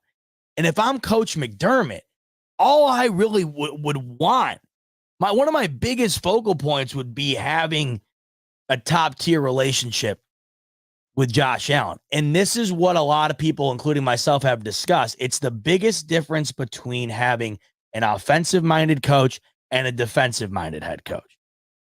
The offensive-minded head coaches always seem to have really good relationships with their quarterback. I mean, for God's sake, Andy Reid has multiple commercials with his quarterback that air on a regular basis right now. Mike McCarthy and Dak Prescott seem to have a good relationship. Kevin O'Connell, before Kirk Cousins got hurt, they seem to have a really good relationship. You know who didn't have a good relationship at all was defensive-minded head coach Bill Belichick and Tom Brady. Now, luckily for them, that never really factored into them losing games, but you saw towards the end, that's probably the reason Brady ends up not retiring as a Patriot. Because it just fizzled out over time. And the one scary aspect of this is that Josh Allen had a great relationship with Brian Daboll, and now he's gone. And people kept wanting to talk about Josh Allen being a different quarterback without Brian Daboll. And to some degree, there was easy ammunition for that argument because he wasn't playing as good. But the one thing to factor in, it wasn't necessarily because of the X's and O's, and it wasn't necessarily because of the scheme and whatever else, but it was maybe because of the relationship and his confidence in the ability to go and do what that guy was asking of him.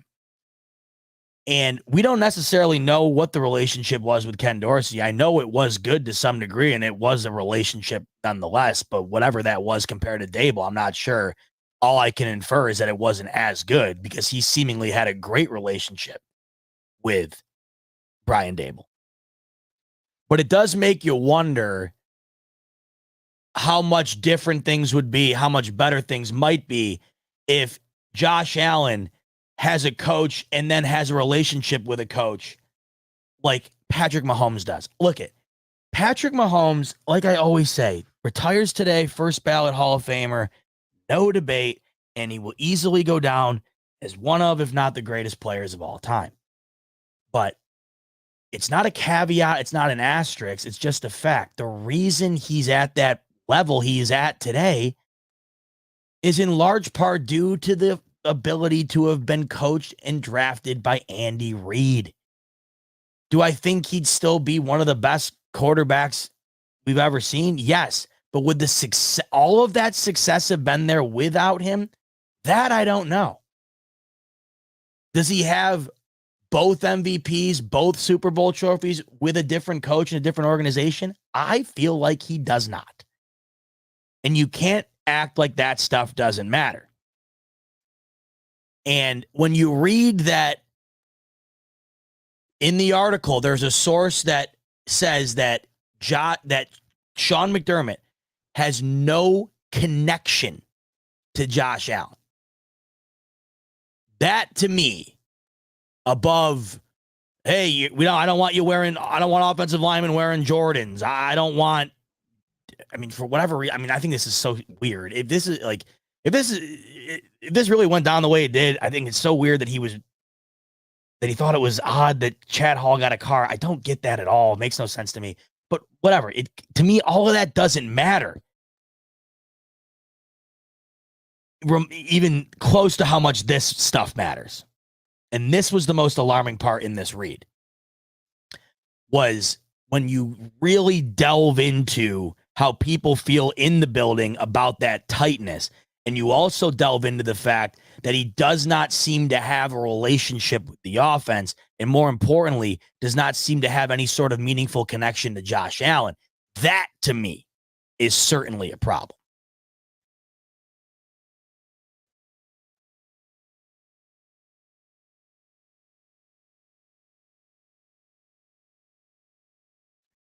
And you want to know what?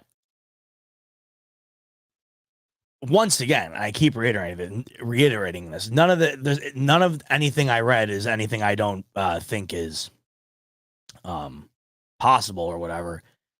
Nor does it, the truth of it comes down to whatever the source said to Tyler Dunne. Tyler Dunne wasn't making it up. It's whatever the source has to say. And when it comes to the discussion on the relationship with Josh Allen, it's one thing that makes a lot of sense to me when you read it, because you kind of reflect on what you've seen. And it's never really seemed like they ever got anything going on. Do you ever see McDermott and Allen talking with one another? Have you ever really seen them embrace one another? Have you ever really seen them even get on one another? When I say embrace, I'm not even just necessarily talking about positive. I'm talking about negatives too. Have you ever really seen anything? And the answer is no.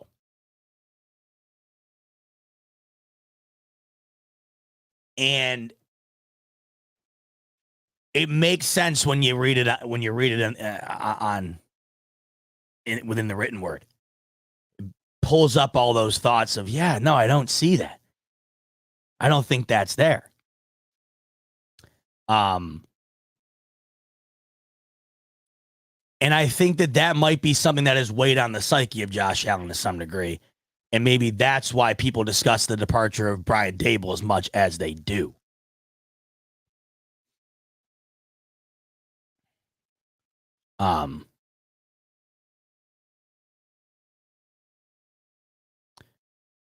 Just sifting through this a little bit more. Man, there's so much here. I wonder how long he spent writing this. There's a lot going on here.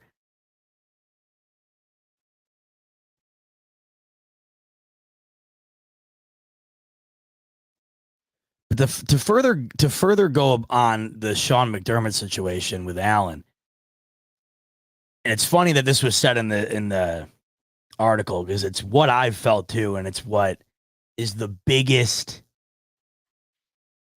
allure to me about a different head coach.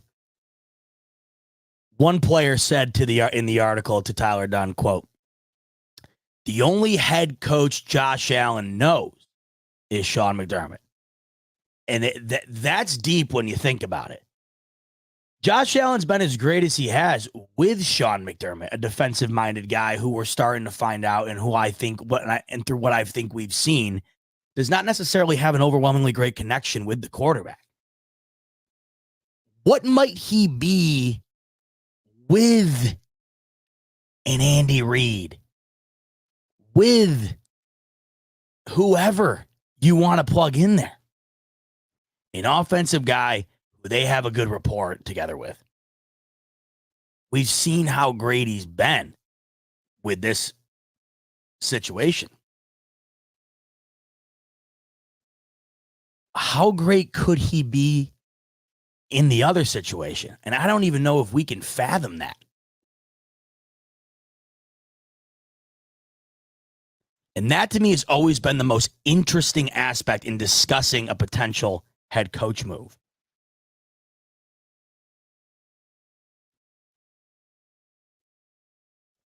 And in addition to talking about all of this,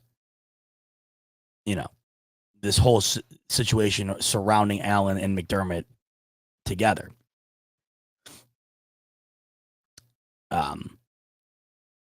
it discusses how Allen is very non-confrontational. That's how he was described by several teammates to Tyler Dunne. That, to me, was another aspect that I read in this that I instantly related to. I could instantly understand where that's coming from. Me and Rico have talked about this on here a lot. There really is no confrontation from Allen at all. You never see him get mad on the sideline. You never see him get in anybody's face. You never see him say anything at the podium. And there's a lot of that I like, a lot of that. But to another point, and I was just talking about this with my dad yesterday, when he was asked about whether or not it was the right call to take the knee in the Eagles game, or whatever the question was, he asked how he felt about that, and he just answered it was the right call. For a damn fact that he didn't think it was the right call. And it was talking in the article here about Allen's really the only one who has the clout to speak up and say anything about the situation at hand, whatever that may be, but Allen is non-confrontational. And when your offense does not have much of a relationship with the coach, when your quarterback does not have much of a relationship with the coach, well, it makes it that much harder to stand up and say something if there's something to be said. And as you read the article and you see that there's countless amounts of people who say that there are these issues at hand, it feels like something might need to be said. But not everybody can stand up and say something. You can't have your backup tackle be the guy who stands up. It just doesn't work like that. It has to be the guys with the most clout. And it seems like all of those guys are on offense, and the relationship isn't even there.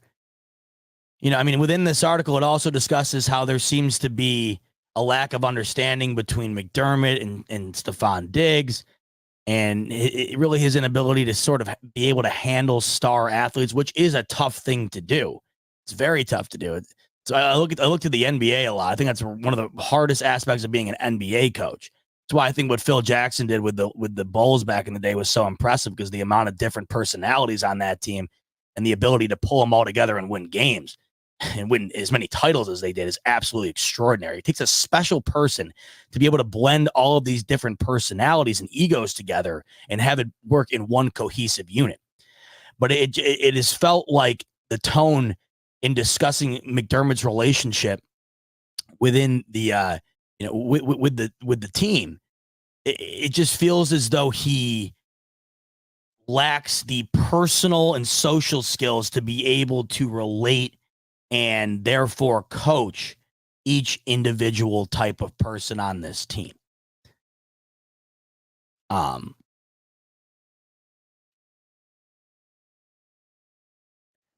it makes you wonder, like I keep saying, how different it is if that is on the opposite end of things. How much better things could be. And that's sort of the question posed at the end of the second article in this, right? The question essentially posed by Tyler Dunne is, you got two options, Buffalo. You either put all your trust, or you continue to put all the trust in McDermott and keep riding it out. Hopefully he flips the switch that hasn't been flipped yet, and they get over the hump. Or you roll with your quarterback and see what happens, type of thing.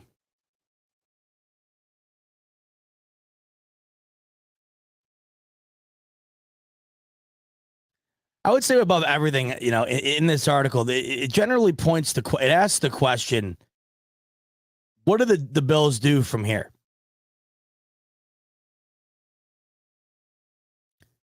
Do they continue to do what they've done, or do they make a move? And that is what I've been bouncing around my head. Because it has felt like there has been an incremental decline with this team year after year after year for the last handful of years. And with that, you can't help but ask yourself, is it time to see if we can start moving back up the mountain as opposed to slowly moving down it?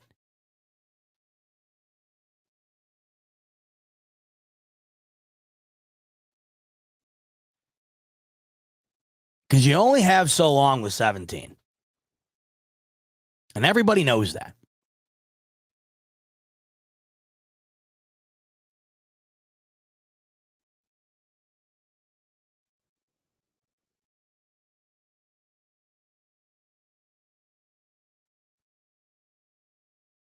There is one. I was just trying to find. There's one quote in this article that I just found to be like one of the funniest things ever. It's from a friend and former teammate about Josh Allen. And the quote says, "Number 17 is just a different bird. He's wired different. He's not like most of these quarterbacks. He wants to make dick jokes and run into people." And then Tyler Dunn would go on to elaborate and say, "If Buffalonians could create the quarterback they've always desired in a lab, it's exactly this." I mean, that is absolutely pinpoint accurate. Pinpoint accurate.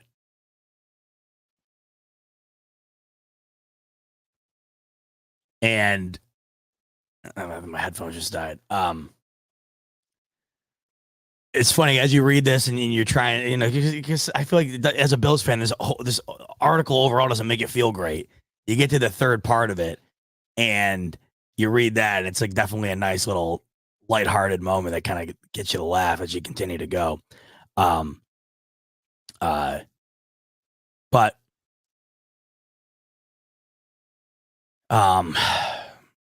the third part, as I discuss Allen, and as we wrap up here, the third part continues to elaborate on what I was just talking about, and that's the discussion between, or the relationship between McDermott and Allen, and how that overall translates to the success of this team.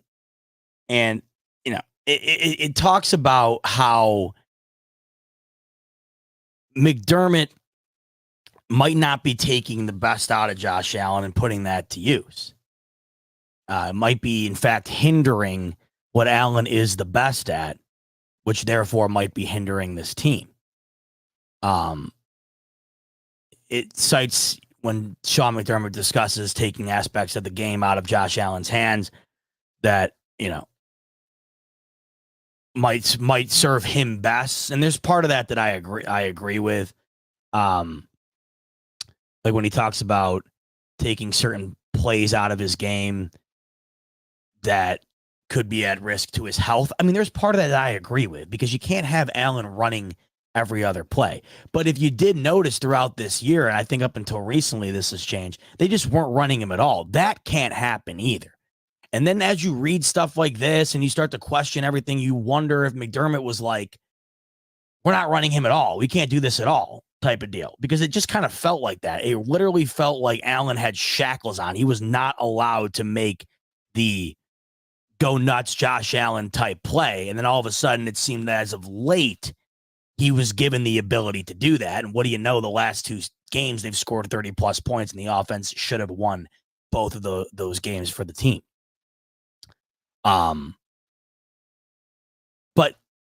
to put a bow on this entire story, I think here's one thing I'll say, a couple things I'll say. One thing I'll say is I think the article got as much publicity as it did because of the really stupid 9/11 analogy that Sean McDermott used to try and inspire the team. I can't help but wonder if that never happened and it didn't make the article, or if, Tyler Dunn was never given notice of it and it didn't make the article. I can't help but wonder how much pub this piece gets today. I think that's kind of why it spread like wildfire. That's why Tyler Dunn was on the Herd today, probably a couple other places, and everybody knows about it because everybody saw that, and you couldn't help but send it to a buddy or be like, what the hell is this type of thing? And that's how these things move on. That's how these things get spread around. But all in all, I think the general tone of this entire piece was the fact that Sean McDermott is what is holding these Buffalo Bills back. And to that, I say, very well possible. Because as talked about earlier, it's the only quarterback this team has had, or it's the only head coach this team has had during this era. We don't know how different it could be. We don't know how better it could be. And with that, we have also seen moments where this team was supposed to make the leap, and it has felt like the coaching within the organization is what hindered them from being able to do that. And so when you combine all of that, it makes sense. And obviously, when you add in all of these other pieces, like what these anonymous sources were saying about McDermott and the type of guy he is, and he's kind of a control freak. He's kind of a over militant type person whose refusal to take blame and his inability to essentially be an authentic type person has not rendered himself well within the building.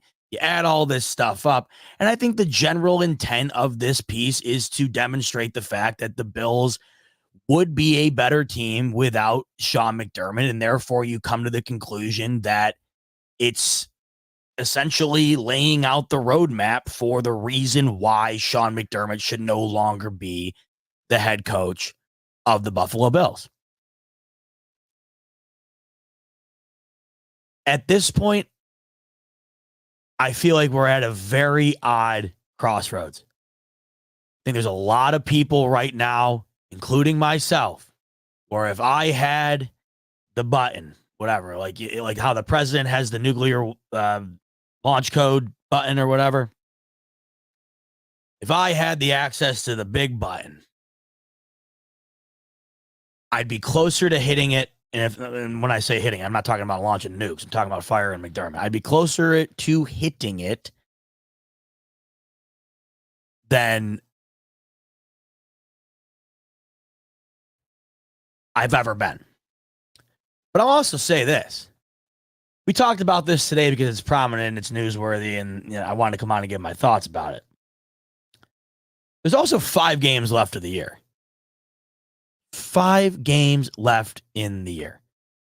And if you win on Sunday, I'll tell you this right now for McDermott and for his sake, because I do feel for him right now. What he's going through probably really blows right now. You win Sunday, I don't think anybody's really going to give 2 shits about any of this. Any of it. However, if you lose Sunday, unfortunately, I think a lot of the stuff we see in this article gets magnified. Like, for example, I gave you the piece within the article that talks about how it's that people felt that within the building, McDermott gets much more tight and tense against the Kansas City Chiefs the week of. Right? So if they go out and lose, then I wouldn't shock me to see, oh, look at here. We saw so-and-so in the building said this. It obviously happened this week too. Winning heals all. So we talked about earlier when we were talking about Bill Belichick. He's been the same guy forever. 6 Super Bowl rings sure as hell makes him look like much greater of a guy to the public than losing to almost everybody on your schedule, going 2-9 up until last night, which, by the way, shout out to Bill Belichick and the New England Patriots. That was a big win for us. I think that put the Bills' playoff chances as it stands. It went from 15% to 20%. How about them apples? And by the way, I remember last week when we were on and I did the playoff simulator, I could not find any way to get the Bills in with one more loss. Couldn't sleep last night. I was dicking around on my phone doing it. I figured it out. Very anticlimactic, though, because I don't remember how I did it, but I did do it. The one loss could be the Cowboys game, And then there was a couple other things that I did and ended up working. Just wanted to say that because I remember last week I was saying I thought it was impossible. It isn't, but it doesn't matter because everything else that I did, if you lose this coming week, you're pretty much, whatever, it's done. This is the playoffs this week. We talked about it last week. The playoffs start Sunday. The Bills might not make the actual playoffs, but this is going to be the closest simulation to that as you're going to get. Okay. This is it. This is it.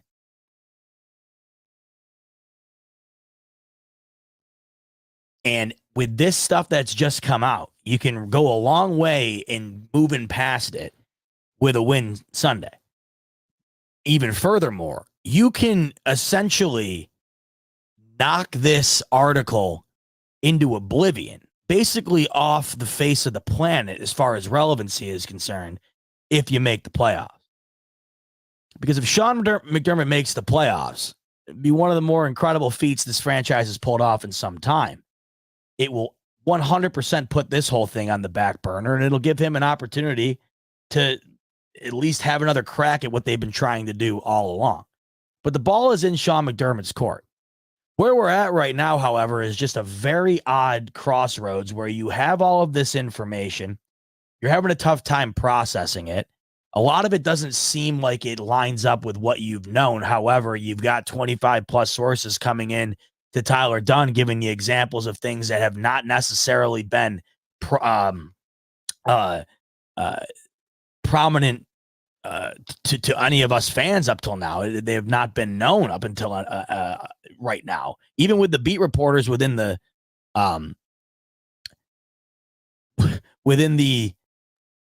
organization, like you haven't heard a lot of this stuff.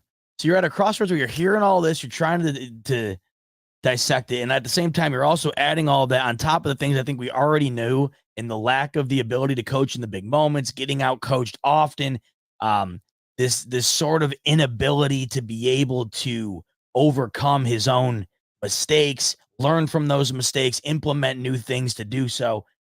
You're at that point, which leads you to want to move on, see what's new. And then you're at this other crossroads, right? Where you are hearing from Tim Graham, who has reliable sources close to Pagula, who's saying there's a 0% chance he's getting canned. So who the hell knows? All I know is it has just been like one long soap opera this year, and it hasn't been like that. And there's nothing I hate more than this bullshit. It's got nothing to do with the sport. I hate it. I hate it. It's the worst part about being a fan, dealing with all of this off the field bullshit nonsense. And this is just one more piece of that I feel we've had to deal with as of late. We had to deal with the never-ending BS with Stephon Diggs that just never felt like there was any validity to it at all, right? You had to hear about the decline and downfall of Josh Allen forever and all this stuff. And then just as of late, you got the Von Miller thing. You throw that in there, and now you got this piece throwing it in there, and it's like all on top of the fact that these guys still got to play for their playoff lives. It's been ridiculously annoying. But at the end of the day, this article to me, I'm not necessarily sure how much of this is earth-shattering to me. I don't know how much we really take away from this that we go, wow, like that's insane to me. There's a couple things that stood out for sure. But I think when it comes to what we knew about McDermott, the coach, and what he does on the field, a whole lot of that to me isn't all that new. There are aspects of the stuff when it comes to his character to me that really have my scratch in my head and trying to put it together.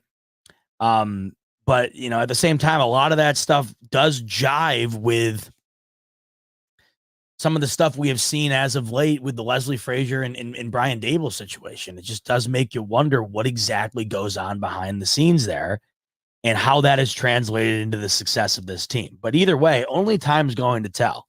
And I think Tim Graham, who had wrote the article I keep referring to about, you know, Sean McDermott's job being safe, he had come out yesterday, I believe, and had said that he was getting asked a lot about if those reports that he made were still true, barring the the new information coming out in this article released by Tyler Dunn, and he had said that it had not changed anything.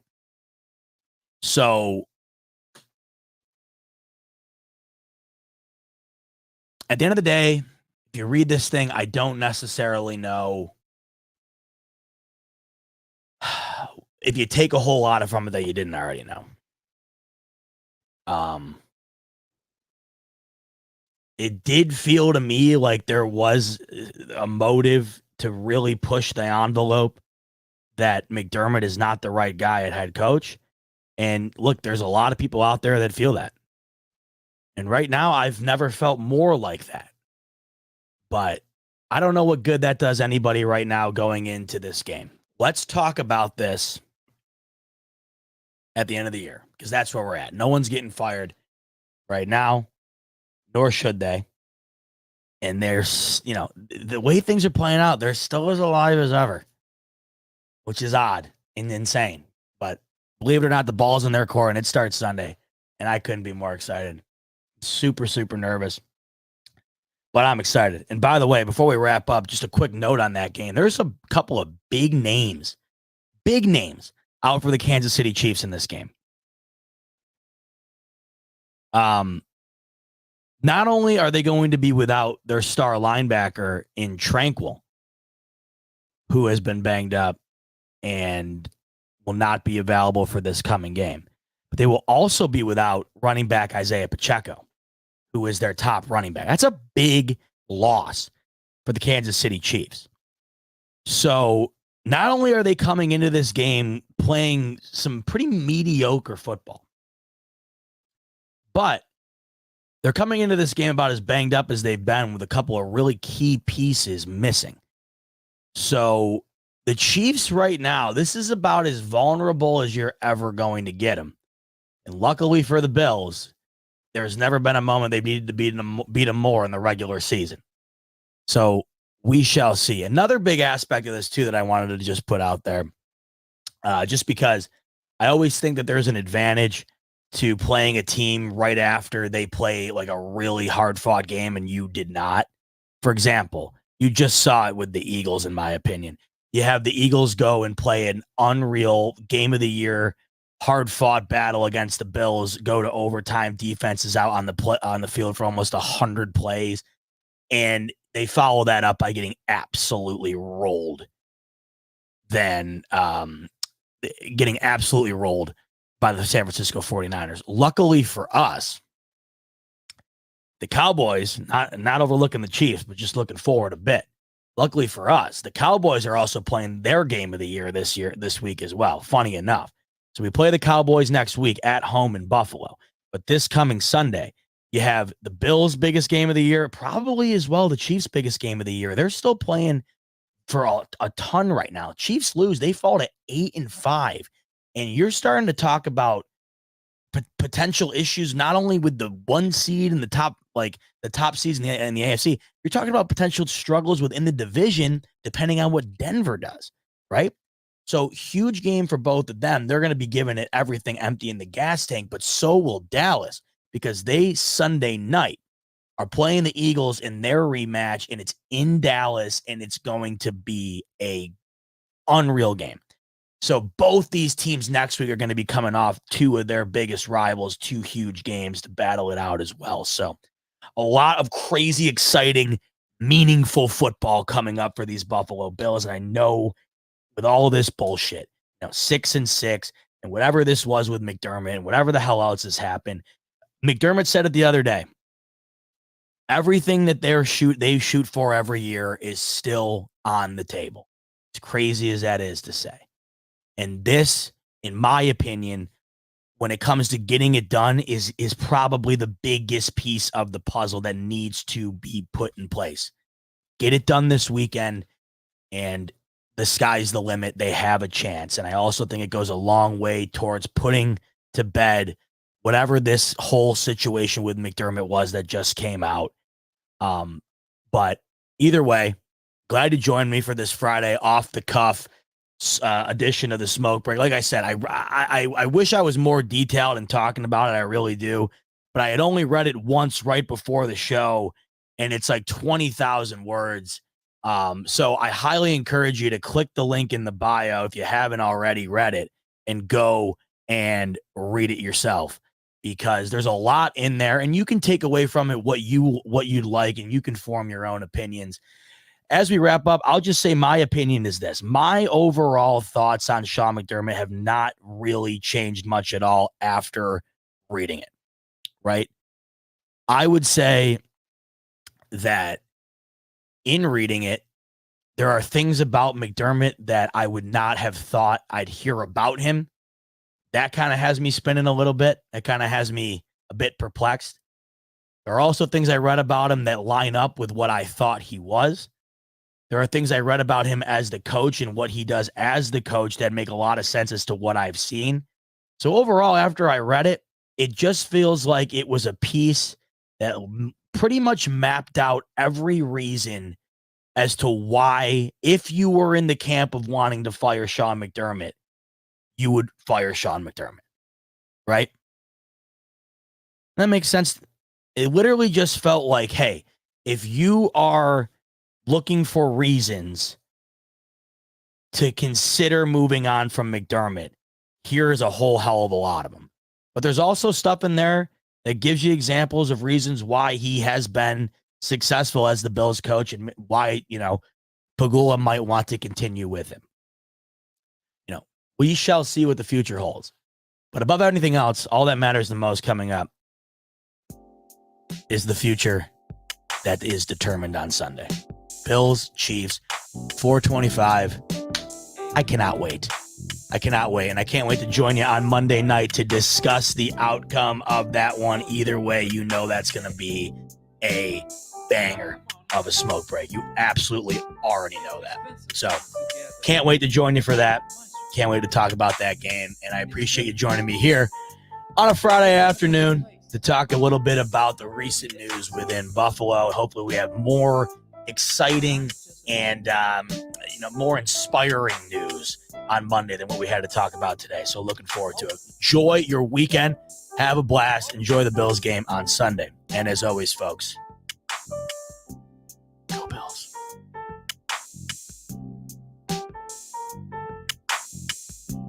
By the way, don't leave yet.